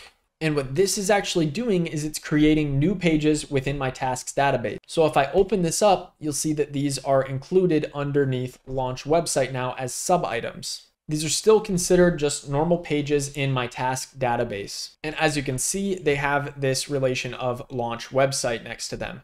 So it's basically a relation within the same table. Now, although you can add as much hierarchy as you want within a single database, I wouldn't recommend it. What I would actually recommend is just simply sticking with your tasks and projects database, and you'll have much fewer properties within each of your databases. I prefer the more lightweight approach typically, but if you do need, say, subtasks, then this is a good way to set that up. Now, let's imagine that we had dependent tasks, meaning that these were dependent on each other and you needed to complete them in a certain order. Say we needed to complete spell check before we completed the SEO checklist. Well, in order to set up dependencies, what we can do is we can click on these three dots, go down to dependencies. There's three ways that we can set this up. Shift the other dates down that are dependent on it when you move that around in, say, a timeline view. Then there's shift and maintain time between items. This will allow you to drag any of these items and it will keep the same time between those items as you move it along. And then there's do not automatically shift. So this would allow you to, say, overlap an item if you wanted to. I prefer this first option, so I'll switch to shift only when dates overlap. I'm going to turn avoid weekends off, and then I'm going to hit turn on dependencies. I'm going to close this and I'm going to scroll over and you'll see blocked by and blocking. So just to make this easier on myself, I'm going to drag this all the way over next to the name. And I'm going to drag this one as well. And for spell check, we'll make that block the SEO checklist, and we'll make the SEO checklist block the mobile responsiveness. Another way to look at this is the SEO checklist is blocked by spell check, and mobile responsiveness is blocked by the SEO checklist. So the order that we would complete these in is spell check, SEO checklist, and then mobile responsiveness. Let's make this a bit more practical by giving each of these an action date. For spell check, we'll select the 12th. For SEO checklist, we'll select the 13th. And for mobile responsiveness, we'll select the 14th. I'm going to include an end date for all of these. Now let's select these and drag them outside of launch website for a moment, just so we can illustrate this a little bit clearer. And that will also unassign them as subtasks. I'm going to click back to our timeline view. And here you'll see spell check, mobile responsiveness, and SEO checklist. I'm on the month view right now, but if I wanted to, I could zoom into bi-weekly or the week view. And now if I drag, say, SEO checklist ahead of mobile responsiveness, as you can see, mobile responsiveness snaps away from it. If I drag spell check, SEO checklist does the same. And if I drag spell check, it drags everything because everything else is blocked by first setting up the spell check. Mobile responsiveness can't be dragged behind these, and SEO checklist can't be dragged behind the spell check. So this is a great way of adding order to your database and making sure that no crucial steps are missed. We've touched on relations, we've touched on rollups, we've talked about pretty much every other property within Notion. The only one we're missing is formulas. Let's talk about how you can use Notion formulas. If you want to get the most out of formulas, I recommend checking out the formula syntax on Notion's website. This includes how to reference all of the properties, the built-ins, and the functions. I am not going to be touching on every single property, built-in, and function in this video, but I am going to share some of my favorite ways to use formulas, and we're going to touch on each of these different topics. And if you want to take this a step further, I recommend getting my Notion All Access Pass, where I teach how I create processing formulas and state management formulas. This is great for things like task lists, and it allows me to create my processing inbox within my productive templates. In order to illustrate how formulas work, I'm going to create a new page within my databases. Once I'm here, I'm going to click on Table, and then I'm going to call it Formulas. Let's just put A, B, and C inside of the name column. And where it says tags, I'm going to hit edit property, and we're going to change this to a number, and I'll rename it to number. Now, the first way that you can use Notion formulas is for basic math operations. Now let's just input some random numbers here, and then let's create another number property. This one we'll call multiplier. I'll just enter some numbers there. And the first formula that we're going to illustrate is just a basic math operation. So if I hit plus right here and I type in formula, I can then add a formula to my database. Here, I'm just going to type number times multiplier. And this is how I like naming my formulas. Now it's important to note that formulas in Notion are not the same as formulas in Excel or Google Sheets. You can't reference any cell with this formula. So for instance, I can't access the multiplier on A and pair it with the number on C, but anything within the same row is accessible. So I can access the number here and the multiplier here. And whatever I type in for the formula, it's going to apply to that row. And it's going to apply to each of these rows individually. So if I wanted to times the number by the multiplier, I would get 50 here, 600 here, and 7,000 here. Let me show you how that works. Let's click into the formula and then let's type in number. Now you don't want to get this confused with the function toNumber. What I want here is the number property. So I'm going to click on the number property and you'll see that it grays it out like that. Another way that we can get the number property is by typing in prop and then putting parentheses open, and then we can add a quote mark and type out number. Make sure it's capital. Let's end it off with another quote and hit the closing. Now it's just going to format it as a property like so. But the easier way, as I said, is just to start typing it and then you'll see the property pop up, click on it. Now from here, if I want to multiply the multiplier with the number, I can just hit the asterisk to symbolize multiplication and we can click on the multiplier property. Now, as you can see, it shows us a little preview, and if I hit done, it's going to give us the answer all the way through and it's going to apply that formula to each of these rows. When I want to edit my formula, I can just click right back into here. And say I wanted to add these, I could add them, I could subtract them, or I could even divide them. Let's switch back to multiplication and hit done. Now let's go ahead and add a status column, and this will serve as a way to track our next formula. So for this one, I'm just going to add an in progress and a done. So we have a not started, an in progress, and done. And next, we're going to be looking at the if function. Now, the if function checks if something is true, and if it is true, then it spits out a certain response, and if it's not true, then it spits out another response. You can also chain if functions together with nested if functions. So let's say I wanted to create a motivational message based on my status. This is a great example for how to use if statements. So if I hit plus right here and I type in formula, and then I hit enter, I can call this motivation. And then I can click into motivation here and I can type in if, and I have an open and a close parenthesis. And within that, I'm going to type in status to reference this status property. So we're looking at if this status, and by the way, if you click into the inside of this parenthesis, it will show you the syntax for this. So it's super useful if you forget the syntax. So we can type if the status, and this is if it's true. This is if it's false. So we're still focusing on the condition here.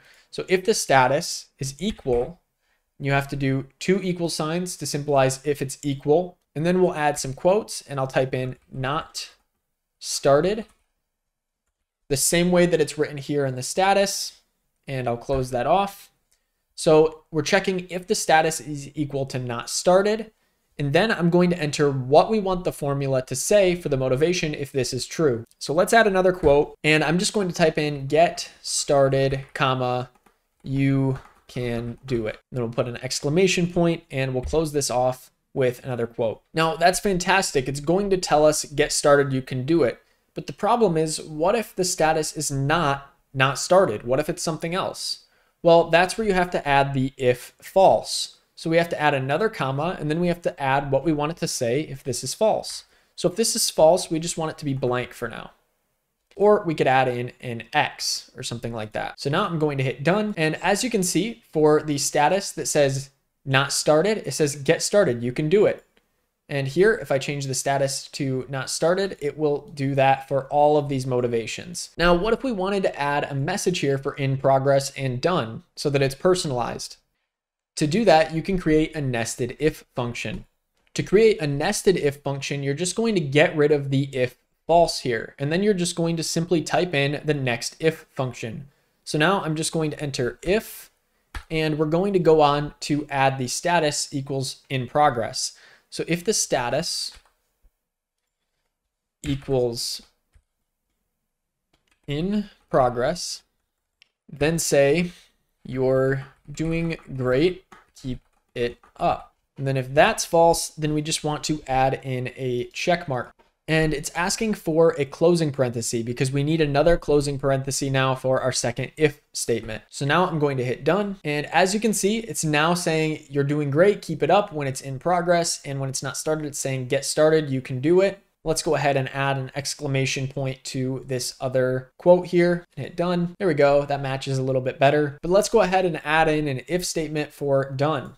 So we'll get rid of the check mark and we're going to start typing if, and then I'm going to add my parentheses and we'll go inside of those parentheses. And then we're going to type status once again, hit enter, and then double equals. Then we'll do some quotes, done, comma, great job. Then we'll add some quotes around that great job. Now we're almost done. Let's just add a comma and some empty quote marks and then hit done. Now we have a custom motivational message for each of these statuses.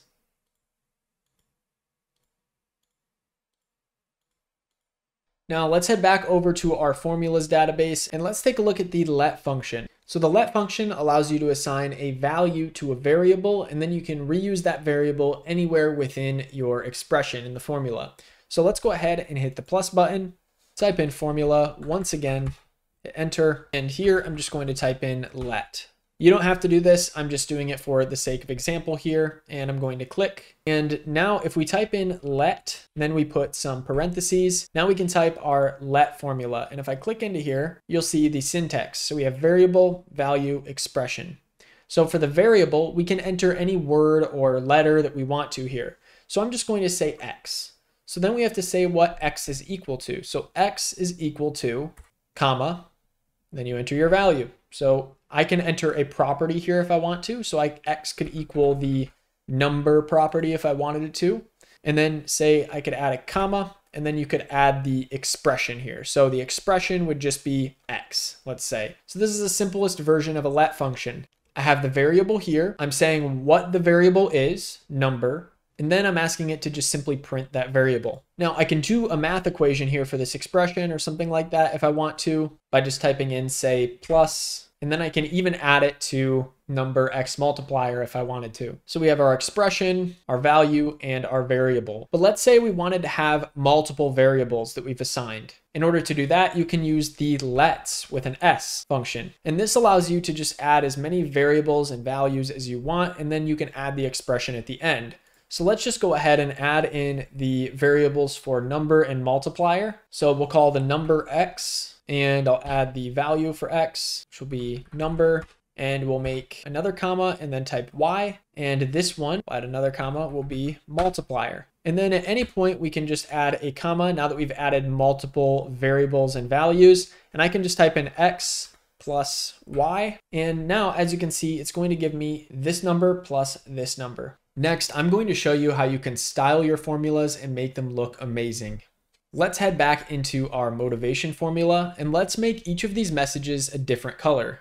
Just to do this, actually, let's change the status back to each of the different options here. And let's say we want this message to be red and bold for not started. For in progress, we can make it blue. And then for great job, we can make it green and bold. So to do that, you could click into your motivation formula, and then we can add a style function. So the style function can be wrapped around any of this text here. So where it says get started, you can do it. That's the motivation for not started. Let's go ahead and add the style function in here.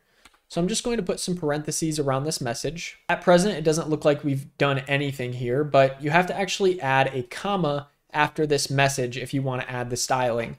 So for this, I'm just going to add a comma, and it shows you all of the different formatting that you can add here. You can format it as code by typing in C, And it'll actually give it a pretty cool look if I type it in as code. So I'm actually going to do that. I'm just going to type quote C quote. And now as you can see, it says get started, you can do it, and it's red. Now let's add another comma and put some quotes around a B. And that will make it code and bold. Now let's add a style to in progress just by adding the style, surrounding it with parentheses, and then at the end adding our comma. And here I'm just going to type in the C once again. Let's make this bold as well.